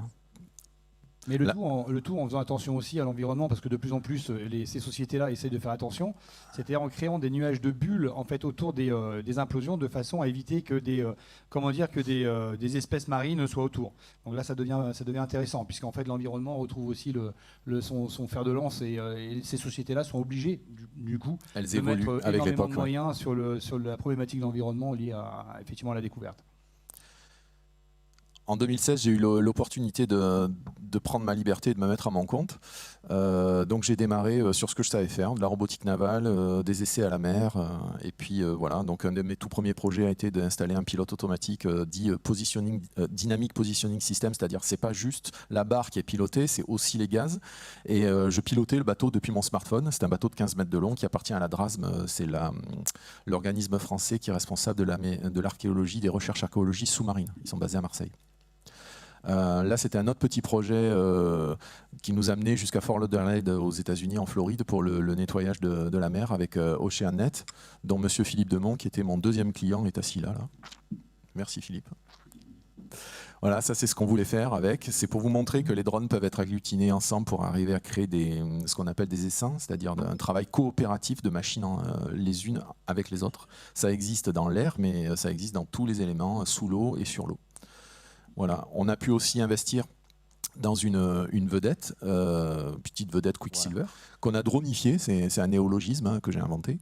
Donc ça consiste à avoir un bateau qui est entièrement automatique, puisqu'on on le pilote ici au niveau électrique, mais on le pilote aussi avec ce calculateur, à distance, à partir du lien radio qui est là. Donc on a une base navale clandestine installée sur la ferme Cachalot. Et depuis Tamaris, enfin depuis la ferme aquacole de Cachalot, hein, c'est une entreprise, ils nous ont refilé un petit coin dans un bureau et on a installé un mât, un radar, une radio et voilà, on a notre petit centre d'essai privé et on s'amuse. On met au point des algorithmes de guidage beaucoup plus sérieusement pour des logiciels qui sont destinés à surveiller des zones maritimes sensibles comme des plateformes pétrolières par exemple, ou des ports. Voilà, donc ça c'est le genre de petite sucrerie, vous voyez, on met en place des radars sur le bateau pour s'amuser avec. On a aussi testé un UAV, on a transformé l'Amandine, puisque c'est son nom, en héliport, en posant l'UAV sur l'USV. Donc c'est un peu la même technique que précédemment où on mettait à l'eau un engin sous-marin depuis un engin de surface. Ben là, on fait décoller un engin aérien depuis un engin de surface maritime. Voilà. On travaille aussi dans le domaine de la propulsion électrique avec l'hydrogène, évidemment, qui est le gros secteur industriel en devenir en France. Donc j'assure l'assistance de maîtrise d'ouvrage pour une barge à hydrogène depuis 2 ans. Et je travaille aussi à fournir des éléments de propulsion électrique clés en main. Donc là, ce sont de gros moteurs, parce que c'est pour un bateau en bois d'arbre de 18 mètres de long, de 30 tonnes, qui est en construction sur Annecy en ce moment, qui s'appelle l'Espérance 3. Vous pourrez aller voir sur Internet si ça vous intéresse plus. Et là, vous voyez des détails en mode Luc Besson là, de la bouée Bora 2, puisque c'est l'étage inférieur dans lequel on a installé tout le matériel à l'échelle 1 pour pouvoir être sûr de ce qu'on allait déployer dans le bateau, parce que quand la hauteur sous plafond c'est 1,25 m, il vaut mieux que ça marche du premier coup, quoi. Voilà. J'ai terminé mon exposé. Si vous avez des questions, enfin, le but pour moi c'était de vous montrer que en partant de zéro il y a 15 ans, j'ai eu l'opportunité de faire tout ça alors que je ne connaissais rien au monde de la mer. J'étais un immigré puisque je venais juste d'arriver dans la région. On n'était pas du tout. J'avais fait 1 an d'optimiste quand j'étais jeune, quoi, mais je connaissais absolument rien au monde de la mer. Aujourd'hui, on habite au bord de l'eau. On est obligé de mettre des urnes sous les fenêtres pour que ce soit 1 euro chaque fois qu'on regarde par la fenêtre parce que sinon personne ne travaille, quoi. On a notre bateau. Enfin voilà. Vous voyez, donc c'est une région qui est vraiment propice. J'adhère totalement à ce projet dans le but pédagogique de pouvoir le partager. J'ai 54 ans, j'ai encore du jus, mais je pense qu'il y a beaucoup de jeunes qui ont besoin de savoir que ça existe et ce qu'on peut en faire, quoi. Voilà, merci pour votre attention. Merci beaucoup Sylvain, merci. Alors, ce qui est intéressant dans ce que vient de dire Sylvain aussi, en dehors effectivement des nouvelles technologies, l'hydrogène qui va arriver sur le terrain, et comment dire, c'est que ça fait travailler toutes les entreprises de la région et de la rade de Toulon. C'est-à-dire que les bateaux sont construits, on a vu tout à l'heure le RCT, c'est le bateau télécommandé de ECA, il était fabriqué au chantier naval d'Ettori, et après la technologie de la robotique a été faite chez ECA, qui est à la garde. Donc c'est une technologie qui fait travailler tout le monde, tous les secteurs. Et ça, c'est extrêmement important puisque c'est de l'emploi, c'est de la formation, on a tout autour. Donc ça, et c'est des salaires qui sont très bien payés. Faut pas le dire hein, quand tu.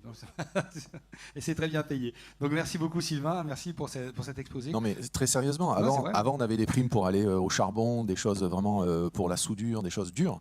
Aujourd'hui on a des primes pour aller en mer. Donc moi chez ECA j'ai eu beaucoup de primes parce que j'allais en mer. C'est quand même autre chose quoi. Je veux dire aujourd'hui il y a Internet avec le satellite, on n'est même pas coupé du monde. Donc pour des jeunes c'est vraiment un milieu que je trouve extraordinaire. Parce que ça allie la technique, mais aussi un environnement qui est dur, dangereux, voire sélectif. En général, comment dire, je ne veux pas être trop trivial, mais il y a moins de cons sur l'eau que sur Terre. Parce que c'est beaucoup trop dangereux d'avoir un con à bord. Il y a moins de monde, ouais. Merci Sylvain. Il ne faut pas dire, effectivement, les primes, tu les as plus en tant que patron maintenant. Quand tu vas sur l'eau. Voilà. Donc maintenant, je vais vous présenter André Delacourte, scientifique chercheur, donc ex-directeur de recherche de l'INSERM et créateur de la biotech Alsprotec, traitement contre Alzheimer. Et voilà, André, merci. Merci, bonsoir. Alors, dans une vie antérieure, j'étais directeur de recherche à l'INSERM, Institut national de la santé et de la recherche médicale, à Lille. Et j'ai passé plus de 30 ans à travailler sur les processus de dégénérescence des cellules nerveuses humaines, dégénérescence de type Alzheimer. Donc on est loin de la problématique Cité de la Mer, mais vous verrez qu'il y a quand même peut-être un lien. Ça fait moins rêver, hein. Oui. Et j'ai donc passé mes 30 ans de recherche dans un contexte de compétition internationale farouche, puisque en recherche médicale, finalement, ce sont toujours les Américains qui gagnent, puisqu'ils ont une puissance colossale. Donc la recherche est vraiment féroce. Pour autant, moi, je visais à trouver une approche thérapeutique à la maladie d'Alzheimer. Je ne l'ai pas encore trouvé, hein, mais j'ai trouvé des molécules, des candidats médicaments que j'ai protégés par brevet, et ce qui m'a permis de créer une biotech qui s'appelle Alsprotec, que vous pouvez suivre sur Internet, et qui maintenant valide cette stratégie thérapeutique par des essais thérapeutiques menés à Lille, à Paris et bientôt à Boston. Alors donc finalement j'ai une expertise des projets complexes, et cette expertise bien sûr je voudrais la mettre au service du projet Cité de la Mer. Et bien sûr, je suis biologiste moléculaire, et je pense qu'au niveau de la Cité de la Mer, on peut développer des stands et des vitrines absolument extraordinaires sur la biologie marine, bien sûr en collaboration avec Bora 2, et il y a aussi des instituts fabuleux comme l'IFREMER et le CNRS. Donc il y a beaucoup à faire, et je ne vous détaillerai pas tout ce qui peut être fait, mais il y a la volonté, il faut bien sûr que cette Cité de la Mer soit en place, ce que j'attends avec impatience, parce que moi je suis à la scène depuis 7 ans pour passer ma retraite, et le guitariste qui était là, c'est lui qui m'a amené, Jean-Pierre Castellano, il m'a dit viens à la scène, tu verras, c'est fabuleux. Et effectivement, j'ai vu des choses magnifiques qui m'ont attiré, et ce qui a été appelé d'ailleurs collier de perles par certains, j'aimais bien l'expression, parce qu'il y a des perles magnifiques, mais ça a été galvaudé par les Chinois, ça veut dire autre chose. Et moi, je dirais qu'on a un chapelet de pépites, surtout des pépites industrielles très peu connues, et des pépites touristiques qui vont de la corniche merveilleuse jusqu'au port de la Seine. Et bien sûr, comme c'était il y a 7 ans, j'ai découvert que cette ville était totalement figée dans son passé, pleine de friches industrielles. J'étais tout à fait effaré. Et c'est là que, récemment, à l'occasion des élections municipales, j'ai découvert le projet de Cité de la Mer défendu par notre ami Philippe Le Sos. Et j'ai été totalement emballé. Et je tiens à dire que dans cette compétition au niveau de des élections municipales. Je ne suis plus en politique du tout. Hein. Oui, oui. Je l'ai dit avant. Hein. Mais fini, hein. ça doit être dit quand même parce que j'ai remarqué que tous les opposants politiques trouvaient ton projet formidable. Et ils regrettaient qu'une seule chose, c'est de ne pas l'avoir trouvé eux-mêmes et de ne pas avoir ton ADN marin. Comme on l'a vu, on trouve tous les secteurs maritimes sont importants, il faut absolument les montrer. C'est-à-dire on doit être favorable, tout le monde était favorable, donc à partir de là, ça va continuer, on ne voit pas pourquoi ça s'arrêterait. Et donc à partir de là, il faut absolument que cette Cité de la Mer voit le jour dans la rade de Toulon. C'est hyper important. Mais concernant le côté politique, c'est terminé, donc voilà. Oui, mais il y a unanimité. En principe, ce projet doit... Oui, et souligner pour conclure que finalement, ton projet correspond à la règle des 3 unités, ce qui permet de faire des œuvres d'art théâtrales ou économiques ou touristiques, c'est-à-dire qu'il y a l'unité de lieu, bien sûr, avec ce foncier qui est disponible, ces ateliers mécaniques qui pour certains sont des cathédrales industrielles, mais pour d'autres c'est une mocheté à raser en priorité. Mais il y a du terrain, et avec, comme tu l'as montré, les bâtiments de la CNIM aussi, dont certains sont à l'abandon, il y a une unité de temps, parce que finalement, on a basculé, finalement, sans être politique quand même, avec une municipalité qui était plutôt en gérant le passé, et la fin de la construction navale qui s'est terminée, vers une équipe municipale qui a pour programme de développer l'économie de la mer et du tourisme. Mais bien sûr, la balle est dans leur camp. Et là, il y a une balle extraordinaire à saisir. Et pour finir, il y a une unité d'action qui correspond finalement à ce besoin. Moi, ça me fait mal au ventre quand je vois ces milliers de touristes qui sortent des bateaux de croisière et qui tournent en rond, qui ne savent pas où aller. Alors que la destination, et avec une grande flèche, c'est Cité de la Mer. Et donc, j'en conclurai là. Bravo pour ce projet. Merci beaucoup, André. Merci. Effectivement, il faut qu'elle voie le jour, cette Cité de la Mer. C'est hyper important, effectivement. On parle de la synergie entre les communes. Oui, il existe, on a la chance d'être sur la rade de Toulon et toutes les communes doivent travailler ensemble dans cet objectif. On doit absolument mettre en œuvre tout ce qu'il faut pour présenter ces chercheurs, présenter les domaines de recherche, les réussites, puisqu'il y a beaucoup de réussites, hein, nous avons énormément de réussites autour de nous.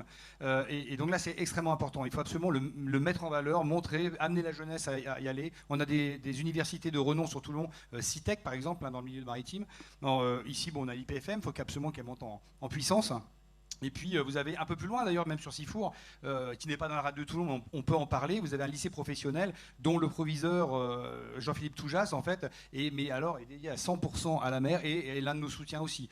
Vous voyez, donc les soutiens viennent de partout. Tous les professionnels aujourd'hui du monde maritime soutiennent ce projet.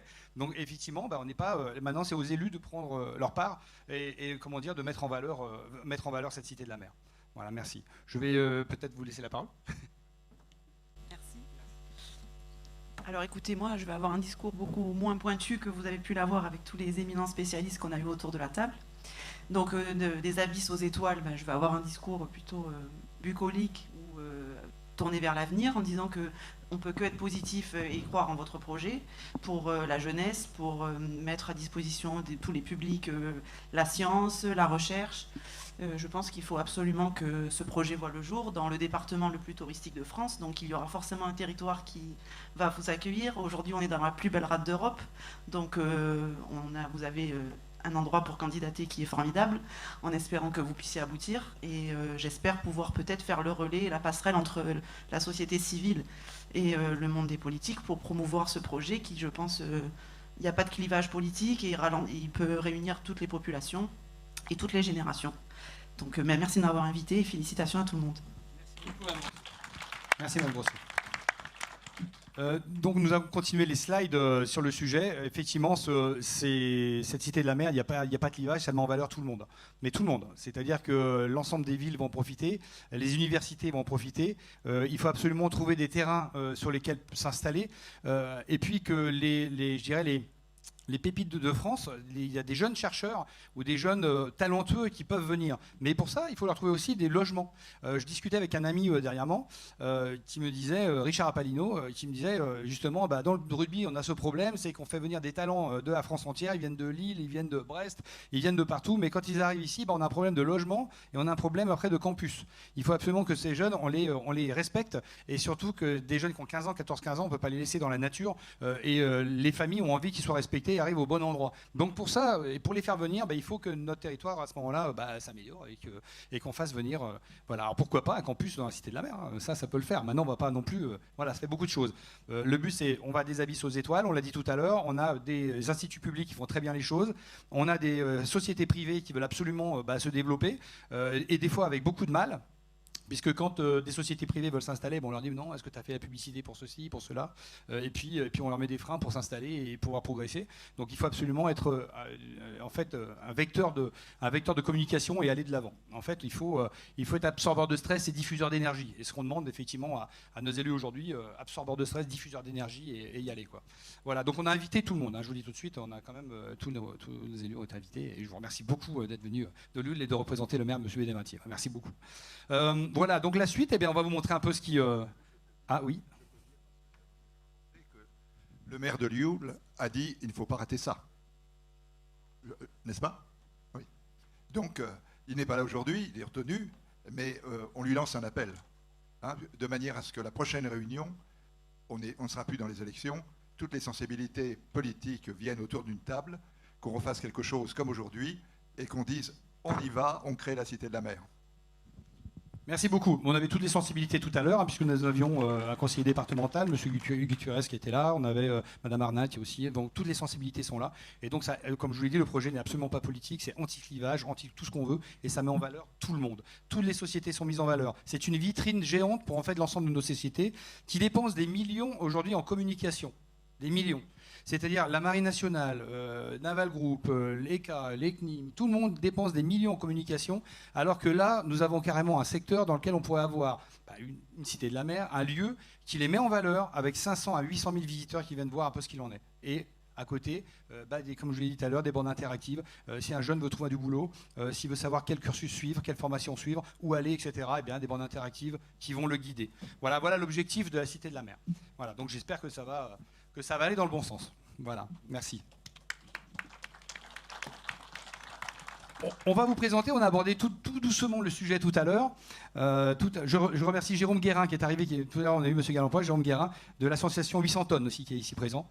On a pas mal de sous-mariniers d'ailleurs présents dans la salle, de marins aussi, de chercheurs. Il y a peut-être, parce que je ne vois pas, Clotilde Rabillet, est-ce qu'elle est dans la salle? Non, elle s'occupe des bouteilles de plongée en fait quand vous allez sur Bandol et Sanary. Et il y a Madame Baudiquian. Alors, on va vous expliquer un peu le plan, parce qu'une société comme ça ne se fait pas comme ça, tout seul. Hein, on ne sait pas d'où vient les gens nous demandent d'où vient l'argent, comment vous allez faire, etc. En fait, à la base de tout, c'est une association. Nous sommes une association, le CNET, Coopération Navale Environnementale à taille humaine. Donc le CNET, et cette association a pour but de mettre en valeur ce projet. Elle a but de créer ce projet. Et au bout d'un moment, cette association laissera la main à une société d'économie mixte ou à une occupation des sols ou à une amodiation liée à la ville dans laquelle elle se retrouve ou la métropole, etc. Et donc ça, c'est l'objectif de cette association. Donc pour ce faire, il faut des juristes, des très bons juristes. Il faut des gens qui sont aguerris à toutes ces pratiques. Et justement, je vais passer la parole à Carole Baudiquian qui est ici dans la salle et qui justement s'occupe de notre cas. Bonsoir à tous. Bonsoir Carole. Donc c'est un projet merveilleux. Il faut lui construire un écrin, un lieu pour accueillir tous ces scientifiques, toute cette culture. Et le juridique, c'est pas très glamour. On va assurer le backstage et donc on va essayer de trouver l'entité juridique qui conviendra à ce projet et on essaiera d'aménager le sol, le territoire. Alors transfert de propriété, transfert temporaire de propriété, baux à construction ou baux amphithéotiques, à voir avec les politiques, à voir avec les propriétaires des sols, comment on va organiser tout ça et certainement que les flux financiers auront une grande influence sur les décisions que nous prendrons dans l'organisation de ce projet. Voilà ce que je peux vous dire aujourd'hui et j'espère qu'il verra le jour très bientôt et toutes mes équipes seront à la disposition de ce projet pour la réalisation de l'écrin et du lieu adapté à ce beau projet. Merci. Merci beaucoup Carole, merci beaucoup. Et oui, il faut ficeler un projet, c'est assez pointu quand même. Hein. C'est pas on n'a pas dit un jour, bah, tiens, on va faire une cité de la mer, puis oh, bah, tiens, ça va être rigolo, on a quelques copains, et puis on va le faire. Non, pas du tout. C'est quelque chose qui doit être bien cadré, bien ficelé, présenté comme il le faut, avec des personnalités de renom qui peuvent faire avancer les choses et faire venir des chercheurs du monde entier. Hans a parlé tout à l'heure, effectivement, d'une dizaine d'amis chercheurs qui pourraient très bien rejoindre lors de conférences cette cité de la mer. Effectivement, Serge aussi, Serge Carl est arrivé et présentera un aquarium et la faisabilité du projet peut être ficelé puisqu'il a déjà gagné plusieurs concours sur des aquariums du Gros-du-Roi ou dans le monde entier, des nurseries dans le monde entier. Enfin, toutes les personnalités que vous voyez autour de la table savent faire. C'est pour ça qu'on a un groupe de travail, comme l'a dit Didier tout à l'heure, de plus de 83 personnes. Ça fait 2 ans qu'on est sur le sujet. C'est quelque chose de sérieux. C'est pas quelque chose d'inventé. Donc on ne peut pas se permettre aujourd'hui de dire la cité de la mer, bon, c'est encore une lubie, un truc magique, on va l'inventer. Non, pas du tout. Aujourd'hui, on ne peut plus se permettre de laisser partir ailleurs tous nos chercheurs. On ne peut pas les laisser travailler dans leur coin sans mettre en valeur leur travail. C'est pas possible. Mais c'est valeur pour tout le monde. Il n'y a pas que les chercheurs.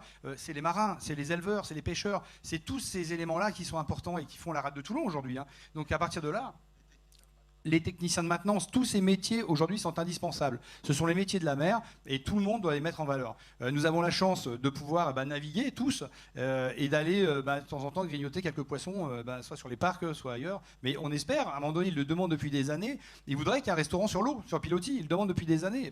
Voilà, la législation fait que c'est extrêmement compliqué, alors que ça se fait dans le monde entier. Voilà, donc on a des tas de cas comme ça où il faut absolument créer un relais et cette cité de la mer servira à ça. Alors c'est pas un fourre-tout, hein. C'est vraiment, on va des abysses aux étoiles, il y a une ligne directrice qui va dans le bon sens, mais par contre, il faudra que ce soit ludique, donc il y ait des ateliers, on en a parlé avec quelques pêcheurs, j'avais Jérôme Bargaz de Saint-Elme par exemple, qui soutient aussi le projet, on a Nicolas Blanc qui est pêcheur et qui nous a envoyé aussi un film qui est à Saint-Mandrier, et ils nous disent mais voilà, il faut la montrer notre vie, c'est super quoi. Et la formation pour les jeunes, elle se fait comme ça, elle se fait en se transmettant. Donc on ira dans la cité de la mer, on fera des ateliers ludiques en montrant comment on fait un filet de pêche, comment on nettoie le poisson, voilà, ce sont des ateliers ludiques pour que l'ensemble des personnalités, l'ensemble des gens, des étudiants puissent voir comment ça se passe. Aujourd'hui, très peu font le chemin d'aller de la Seine Nord jusqu'à la Seine Sud, jusqu'à Saint-Elme. Il y en a très peu qui voient comment ça se passe, le métier de pêcheur. Et pourtant, vous les voyez tous les jours au bord de l'eau, directement dans un bateau, à préparer leur filet. Donc c'est extrêmement intéressant. Et donc tous les niveaux il faut absolument trouver pour chacun un niveau, une formation. Donc ça, c'est le cœur de la Cité de la Mer. La recherche, représentée pour tous, effectivement d'une manière un peu ludique, mais derrière aussi la mise en place, on doit toucher du doigt un peu tous ces métiers. Voilà. On va aborder d'autres sujets qui sont assez importants. Je vais pas, pardon. Tout à l'heure, on a fait une intermède, donc on va donner la parole aux autres personnes au côté scientifique, mais nous avons eu les médias tout à l'heure. Donc je ne sais pas s'ils sont encore là, mais on ne les a pas remerciés alors qu'ils sont venus, alors qu'aujourd'hui ils sont très pris. Sachez qu'on a eu des discussions avec des journalistes de fond, comme on fait des audits, et que lorsqu'on aborde les choses, ils veulent savoir, comprendre, etc., ce qui explique que rien que dans Vers Matin, il faut les remercier, ça fait 3 ou 4 fois qu'on a des pages entières, pas par hasard, pas parce qu'il y a des copinages, c'est parce qu'ils voient la pertinence du projet et il faut les en remercier. Alors, je ne sais pas s'il y a quelqu'un de Vers Matin dans la salle, mais il faut les remercier. Et puis FR3 est venu tout à l'heure et je peux vous dire qu'il voulait voir ce qu'on faisait. Et j'ai eu au téléphone plusieurs fois la personne en charge des opérations qui m'a dit on va faire un certain nombre de reportages donc, sur toutes les personnes qui sont autour de la table pour leur savoir-faire et c'est des émissions à venir. Donc c'est déjà un premier pas. Donc il faut les remercier parce que je ne savais pas s'il y en avait dans la place, peut-être il y en a. Bon, donc il faut les le dire, c'est pour ça que tout à l'heure on est parti un certain nombre parce qu'ils préféraient faire un reportage à l'extérieur. Voilà. Donc il ne faut pas oublier, on continue à passer la parole, mais alors j'en profite pour dire, nous avons tous vu peut-être ce matin Vers Matin, il a posé la vraie question, extrêmement bien fait, en disant voilà, est-ce que la cité de la mer va voir le jour? Est-ce que les hommes qui ont le pouvoir vont savoir dépasser leurs égos et se mettre autour d'une table au-delà de tous les clivages? Et dans ce cas-là, ça peut aller très vite. Ça peut aller très vite à la Seine, ça peut aller très vite. On a annoncé au départ qu'on était capable de pouvoir ouvrir à l'horizon 2024-2025. Si on le veut, on peut. À la condition que les femmes et les hommes qui gouvernent oublient leurs égos. Comme on fait quand on fait un audit et comme on fait quand on fait une très grande entreprise qu'on veut conquérir tel ou tel univers à tel ou tel endroit. Donc c'est l'appel qu'il faut le faire. Et faites-le transmettre, nous voulons rassembler. Et ceux qui ne le veulent pas, ils sont coupables. Coupables envers qui? La jeunesse.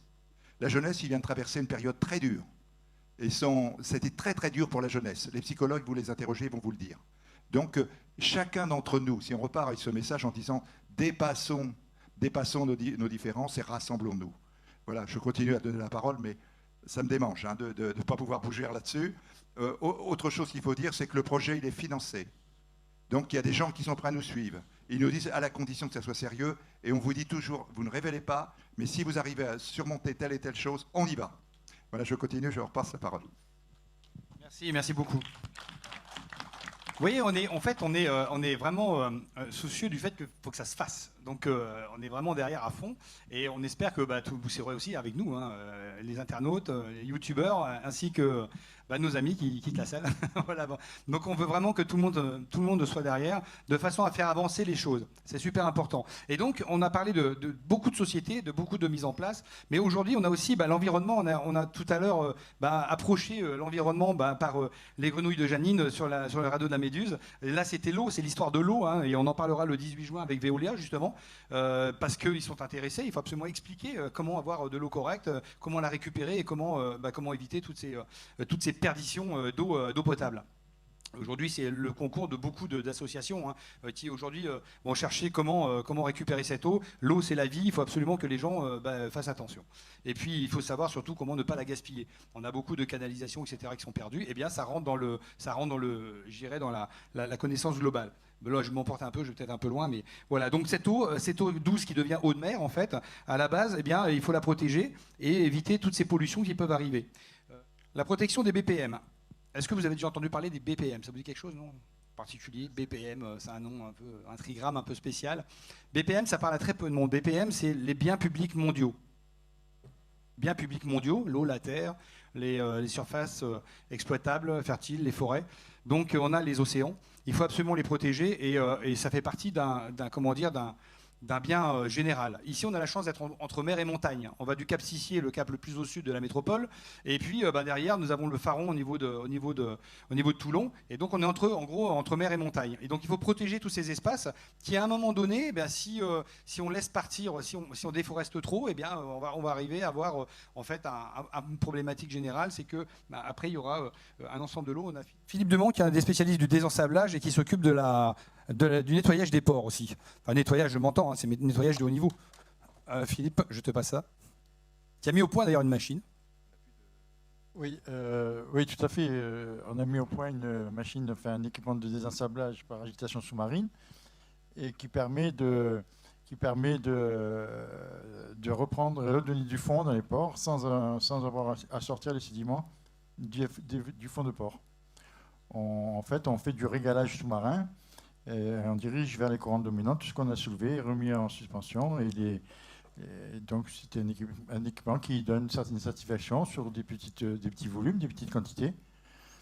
Et voilà ce qu'on peut dire à ce sujet. On fait aussi une activité de recueil de déchets flottants et semi-flottants, ce qui permet, avec des moyens aussi très, très simples et très léger, de capter les polluants qui sont à la surface de l'eau, et tout ce qui est capté n'est pas polluant sur les plages, donc ça déjà fait gagner pas mal de temps sur ce qui arrive sur les plages. On intervient particulièrement sur le littoral des Alpes-Maritimes, où des quantités de 30 à 60 tonnes par an sont collectées avec des petites unités de 5 à 7 mètres. Voilà ce qu'on peut dire là-dessus. L'objectif étant de gagner du temps, faire la course un petit peu à la pollution pour éviter que ça aille sur le rivage et polluer avec des problématiques qu'on connaît pour le recueil. Voilà. Je peux vous poser une question. Je vous ai entendu tout à l'heure parler devant FR3 par rapport à votre activité. Et vous avez dit, si on veut nettoyer les océans, qu'est-ce qu'il faut faire? Quels sont les moyens qu'il faut donner? Vous avez la possibilité de répondre un petit peu? Oui, effectivement, il faut qu'on puisse. J'ai un peu expliqué la philosophie première, c'est de collecter tout ce qui est déjà présent sur l'eau, et avec des embarcations et une multitude d'embarcations, mais que ne pas se voiler la face, c'est-à-dire que ce qu'on retrouve sur l'eau en fait est très peu visible. Donc ça n'incite pas à déclencher des actions d'envergure, mais il faut être présent, il faut pouvoir le faire et avoir cette vision des choses et pas se voiler la face. Notre gouvernement parle d'un plan de relance avec des grands axes de projets qui vont sortir. Moi, je vous invite à lancer un appel, parce que nettoyer les mers et les océans, ça peut être un très beau projet pour tout le monde. Et vous êtes un témoin, puisque vous le faites au quotidien. Alors dites-le, vous êtes sur YouTube, je vous invite, parce que je vous ai écouté tout à l'heure, je vous invite à... Allez-y, dites ce que vous avez envie de dire. Ouais, peut-être que vous serez entendu, on ne sait jamais. Oui, en fait, donc il faut qu'on puisse être entendu dans le sens où nous aider à nous équiper et puis établir des marchés nécessaires et inciter les collectivités d'une manière ou d'une autre. Alors on est un petit peu dans l'expectative, on se sent, disons, taxé d'actes mercantiles, alors que oui, on fait du commerce avec ce qui est du déchet flottant, mais je pense qu'il ne faut pas le voir comme ça. Merci beaucoup Philippe, merci. Donc voilà, pour la dépollution, on a justement des sociétés qui s'occupent de ça dans la rade de Toulon. Philippe a la société Océanet et c'est une sorte de grosse hélice en fait sous-marine qui va brasser, en fait, il va créer un courant. Souvent les Posidonies, puisque c'est l'exemple typique, hein, les Posidonies arrivent dans le port et puis bloquent l'ensemble du port. Nous on a l'exemple de Saint-Elme par exemple. Et puis à partir de là, ça a du mal à partir, hein, ça se stocke. Et à un moment donné, ces Posidonies qui sont mortes, vont commencer à créer du méthane et ça commence à sentir extrêmement mauvais. Et on a des bulles de méthane qui commencent à sortir dans les ports, et puis après c'est une catastrophe pour l'ensemble des riverains et l'ensemble des restaurants qui sont autour. Là c'est l'objet d'une hélice en fait sous-marine qui va recréer un courant artificiel. Ça va partir comme c'est revenu. Et ça, tu l'as fait à Saint-Cyr, c'est ça? Tu l'as fait à Saint-Cyr, à Saint-Tropez, un peu partout en fait, et Joinville même d'ailleurs. Et donc à partir de là, c'est des choses qui fonctionnent très bien, ça fait pas de bruit. Donc voilà, donc il faut absolument qu'on utilise ce genre de procédés qui sont faits chez nous. Hein. C'est une société qui est à la Seine-sur-Mer. Donc on a tous ces procédés qui fonctionnent bien. Il faut les mettre en valeur. Voilà, donc le service de la mer et de l'environnement, c'est extrêmement important. On a vu que ça venait de la terre, hein, 80% des plastiques, 80% de la pollution vient de la terre. Donc c'est tout ce traitement qu'on doit revoir à terre. Là, ça va être une catastrophe avec la Covid. Ce qui s'est passé, ce sont les masques. Hein. On commence à avoir une accumulation parce qu'on plonge régulièrement et on commence à avoir une accumulation de masques dans les estuaires, mais alors d'une force incroyable. Ils sont sur plusieurs niveaux, là, ça devient une catastrophe, quoi. Alors le plastique en général, c'est pas fantastique, hein, c'est entre 100 et 500 ans. Il faut entre 100 et 500 ans pour qu'un sachet plastique soit désagrégé. On le retrouve ensuite dans nos coquillages, c'est-à-dire dans les coquillages, dans les poissons, etc. Ce sont des micro-particules de plastique qu'on injecte, nous, après, tous les jours. Donc effectivement, c'est la lutte de demain, c'est la lutte de tous. Hein. Des associations se sont mises en place pour collecter tous les déchets sur les plages autour d'elles, des associations de plaisanciers. Voilà, mais il n'y a pas que, hein. Il peut y avoir toutes les associations possibles qui se mettent à faire ça parce que ça nous regarde tous. Voilà pour le service de la mer et l'environnement. Il faut protéger notre littoral. L'archéologie, une petite aparté sur l'archéologie. Alors l'archéologie, l'histoire, nous ne serons pas un musée. C'est-à-dire il y a des musées qui vont être très bien faits. Il y a le musée du Marseille qui va être parfait. Ils vont commencer à le faire sur l'histoire de Marseille, musée maritime de Marseille qui va débuter là. D'ailleurs, ils ont commencé les travaux. Il y aura très certainement le musée maritime de Toulon qui va voir le jour aussi. Donc c'est quelque chose qui va être très très beau à voir.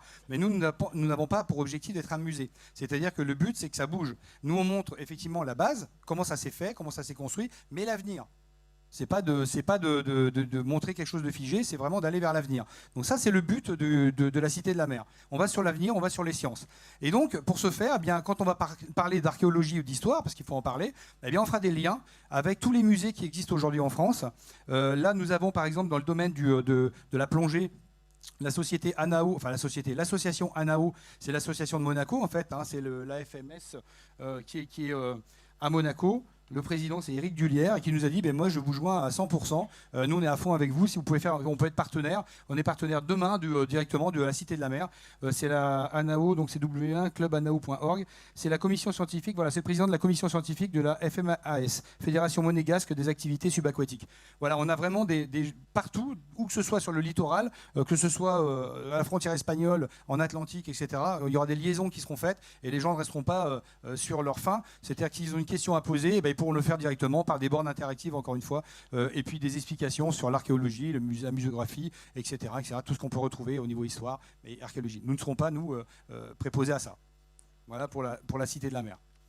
Donc la Cité de la Mer, retombées économiques et sociales, on en a parlé tout à l'heure, on a approché le sujet, c'est énormément d'emplois, on a parlé déjà des postes actuels à pourvoir sur la rade de Toulon, c'est plus de 4000 postes que les gens ne pourvoient pas. Pourquoi ? Parce qu'ils ne sont pas formés, la formation n'y est pas. Donc à partir de là, on fait venir des gens du monde entier pour travailler chez nous.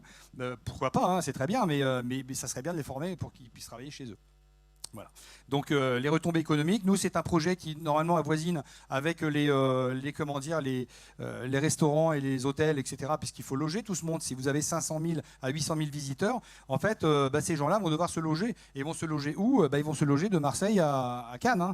Donc à partir de là, tous les villages qui sont autour, les villes qui sont autour sont aujourd'hui seront mises à contribution. C'est-à-dire que les gens vont pouvoir en profiter et profiter des retombées et l'arrivée de ces touristes nouveaux, puisqu'en fait ces gens-là vont venir exprès pour la Cité de la Mer. Si on a un bateau de croisière qui se déplace, aujourd'hui on a du mal à les avoir, si on a un bateau de croisière qui se déplace aujourd'hui, qui vient du monde entier, ça sera pour venir à la Cité de la Mer, voir la Cité de la Mer. Et après, évidemment, aller voir Saint-Tropez, aller voir le Castellet, le Bosset, etc., Nos, Olioul, Olioul évidemment. Voilà. Donc, mais derrière, on aura vraiment des retombées là-dessus. Ces gens-là se déplaceront pour ça. Si les propriétaires de yachts de luxe viennent aujourd'hui dans la rade de Toulon, ça sera pour voir la Cité de la Mer. Aujourd'hui, ils n'y viennent pas. C'est-à-dire qu'on n'a que les équipages, qui est déjà bien, mais on fait du refit. Aujourd'hui, nous sommes un atelier géant. C'est-à-dire qu'on fait venir des bateaux pour préparer ces bateaux-là. Je parle des gros bateaux. Ensuite, donc les propriétaires ne viennent jamais, parce qu'il n'y a pas grand-chose à faire, pas grand-chose à voir. Eh bien, il sera temps justement de leur proposer ça. Donc voilà l'intérêt de la Cité de la Mer, c'est rendre notre territoire attractif pour un projet qui sera un projet phare sur la Méditerranée. C'est vraiment le projet. Il n'y en a pas en Espagne, il n'y en a pas en Italie. On n'en a pas, nous, sur la côte sud méditerranéenne. Voilà, donc il n'y en a pas de l'autre côté non plus sur les pays du Maghreb. Donc du coup, on sera un projet extrêmement attractif pour tout cela. Donc voilà, welcome, on attend tout le monde avec impatience. Voilà pour les retombées économiques et sociales. Donc on parlait de 2000 emplois prévus, ça c'est ce qu'on peut déjà avoir aujourd'hui, on est à 4300 et quelques je crois.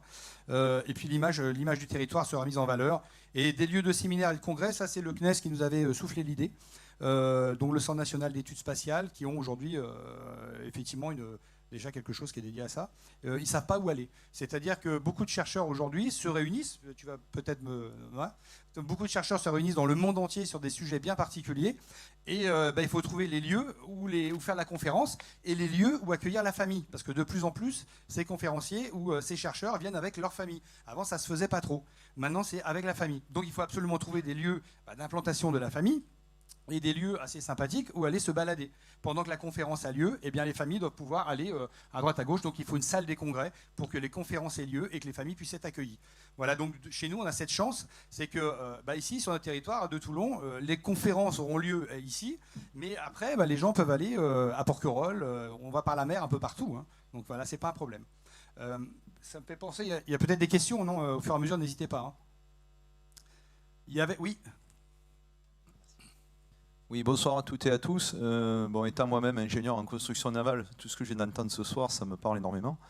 Vous parlez énormément de mettre en avant les métiers de l'industrie de la navale, on va dire ça comme ça. Est-ce qu'il est prévu de faire intervenir des techniciens et est-ce qu'en parallèle, il est prévu par exemple d'avoir des lieux presque de formation en interne Je parle des lieux de formation, je ne parle pas de lieux pour faire des présentations ou des choses comme ça. Je parle vraiment de lieux de formation. Voilà. C'est l'objet, c'est-à-dire que d'abord on doit avoir un atelier en fait Alors on ne pourra pas faire toutes les formations, c'est pas l'objet de la Cité de la Mer. L'objet de la Cité de la Mer, c'est de montrer ce qu'on peut faire. Et là on doit aller. Et quelles sont les formations qui sont adaptées et où est-ce qu'on peut les faire ? Ça c'est sûr. Après tout est ouvert. On a parlé des Fab Labs tout à l'heure, effectivement, et la recherche on doit la montrer. On doit avoir un pôle d'ingénieurs qui se mettent ou techniciens, enfin tous les secteurs qui se mettent ensemble sur un sujet bien particulier. Ça, c'est aujourd'hui, c'est assez commun comme chose. Maintenant, on ne pourra pas être un centre de formation. La Cité de la Mer ne peut pas être un centre de formation. Tu me disais oui, Didier, mais ouais, non. Ah non, t'as pas dit ça. Bon, ça va. Donc c'est pas un centre de formation. Par contre, des centres de formation, on en a autour, et ces centres de formation doivent être dédiés au maritime. On a assez de métiers dans le maritime aujourd'hui pour combler ces centres de formation. On n'a pas besoin de faire autre chose. Ça, c'est un petit message qui est envoyé, mais une belle école de la mer. Mais derrière, fixons-nous sur le maritime. Des fonds sont dédiés à ça, et il y a assez de métiers et qui payent bien en plus, donc c'est pas négligeable, et avec des possibilités de carrière importantes, ou alors de devenir son propre patron. Hein. Je vois souvent les soudeurs, il y a énormément on parle des soudeurs, mais souvent les soudeurs deviennent leurs propres patrons à un moment donné. Les ingénieurs aussi, on a vu d'ailleurs des pépites d'ingénieurs, c'est Fortil qui a créé des pépites d'ingénieurs, puisqu'on a plein d'ingénieurs qui travaillent au sein de ces sociétés. Alors je cite ces sociétés, il ne faut pas qu'elles me tombent dessus, hein, mais il faut les citer, puisque ce sont des réussites, et donc on met en valeur tout le monde. Mais la formation, on ne pourra pas être un centre de formation. Alors on aimerait, hein, c'est très bien, hein, pourquoi pas, mais pour l'instant c'est pas le cas. Pour l'instant on est tout petit, et comme l'a marqué le Var Matin, est-ce qu'on sera là demain? Voilà, c'est très bien, il faut le dire. Maintenant, le but c'est de montrer ce qu'on peut faire. On a la possibilité de le faire, on a le foncier, on a les outils, on a l'ensemble des chercheurs qui sont derrière pour pouvoir le faire. Enfin, il n'y a pas que les chercheurs, les techniciens, les chercheurs, les marins pour le faire. Maintenant, voilà, il faut une volonté d'élu pour dire, ok, c'est parti, quoi. Sinon, on ne pourra jamais le faire. Philippe, je pense qu'on est dans un grand moment de vérité. On a la possibilité de le faire et le faire rapidement. Je crois qu'on a possibilité de mettre tous les gens autour de table. On a tous les scientifiques, et ceux qui ne sont pas là, nous le disent. On a aussi d'autres villes qui nous ont dit, le projet, vous nous l'amenez, on le fait ailleurs. On a les opérateurs qui nous ont dit, oui, on est prêt à financer, mais il faut régler tel ou tel problème. Donc, on va essayer de le faire. On est approché par des puissances étrangères qui ont dit, bon, si vous n'y arrivez pas, venez, répondez à ce qu'on vous demande. Jusqu'à présent, on ne répond pas. Donc, on s'est fixé, on va fixer un ultimatum. Non pas, c'est pas un chantage. C'est dire, on a quelques mois pour voir si tout se transforme à l'aide d'intentions. Ensuite, on rentre dans l'élaboration d'un dossier, des techniques, des études, etc. Si les gens qui nous représentent ne veulent pas de ce projet, qu'ils le disent. S'ils ont un autre projet, qu'ils le disent. Au moins, ça va clarifier nos réunions de travail en disant ne nous accrochons pas à tel endroit puisque personne n'en veut. Ils diront leur raison, ils ont le droit, mais au moins ça sera clair vis-à-vis des gens comme vous, parce que nous ne faisons pas, comme les avocats, hein, des effets de manche. Vous voyez, on n'est pas en train de mentir pour le faire. Nous, on fait un travail de fond. Tous, on fait un travail de fond. Hein, et moi, j'ai quelque chose que je voudrais dire et peut-être lui demander de le redire. Serge Carl, ça m'a ému quand il a dit ça. Il a dit devant un média. C'est, si tu veux parler, mais avec tes mots, depuis combien de temps tu habites là, la coquille, etc. Tu vois ce que je veux dire? Est-ce que tu peux le dire? Parce que il a des quantités de réalisations à l'international. Il ne faut pas l'oublier. Oui, non, juste une petite parenthèse. Je suis né à la Seine. Depuis 1986, je crois, je vois ces friches industrielles. Je voyage pas mal un peu partout dans le monde. Et en quelques années, je vois les villes, les pays en voie de développement se transformer, se construire. Et chaque fois que je reviens à la Seine, je vois les mêmes friches. Et ça me désole un peu. Et je pense qu'il faut un peu se bouger là maintenant et faire quelque chose. Donc voilà, c'est tout. Et vous en êtes la preuve. C'est d'oser venir à une soirée de football. Là, non, je rigole, mais venir comme ça parce qu'on est assez nombreux avec ce Covid. Là, je ne sais pas combien, il y a 2 milliers de personnes sur YouTube parce que les gens sont là-dessus.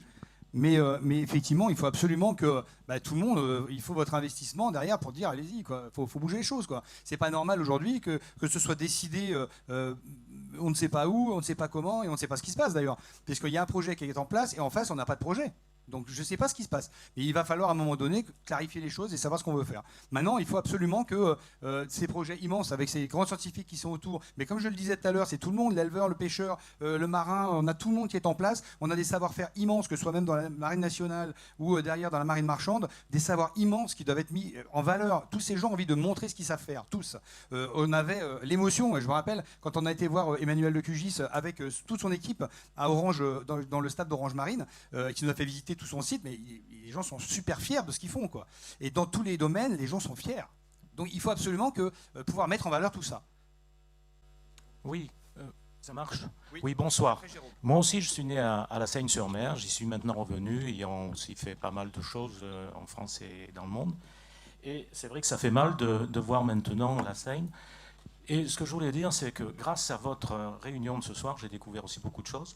Donc, je m'aperçois qu'il y a un savoir-faire qui est énorme. Maintenant, selon la formule, faut-il le faire savoir? Et que tous, autant que nous sommes ici dans cette salle, je pense qu'on peut avoir un rôle d'acteur.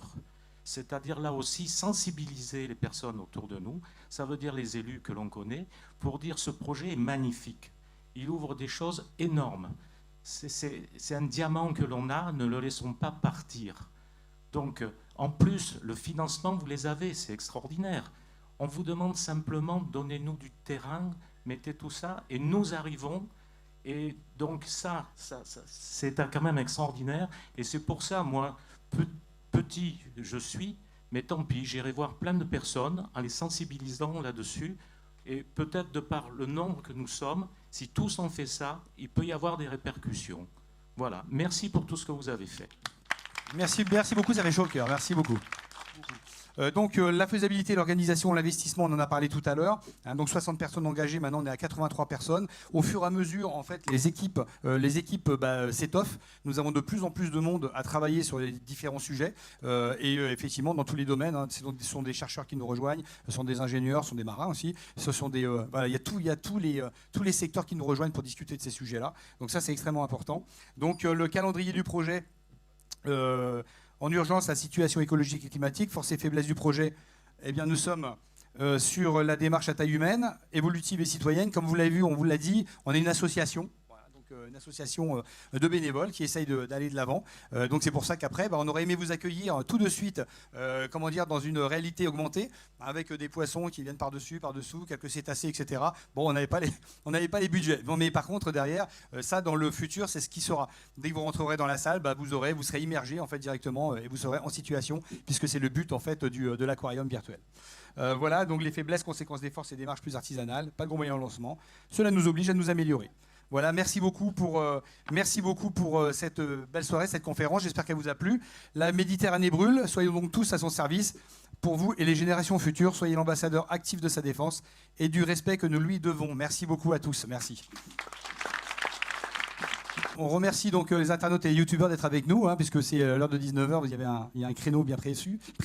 Merci beaucoup d'être avec nous. L'environnement est au cœur de nos passions. Et derrière, nous avons effectivement le souhait vraiment de monter cette cité de la mer pour tous. C'est un projet d'intérêt général qui doit voir effectivement le jour, il peut voir le jour rapidement. Et nous devons être le plus près possible de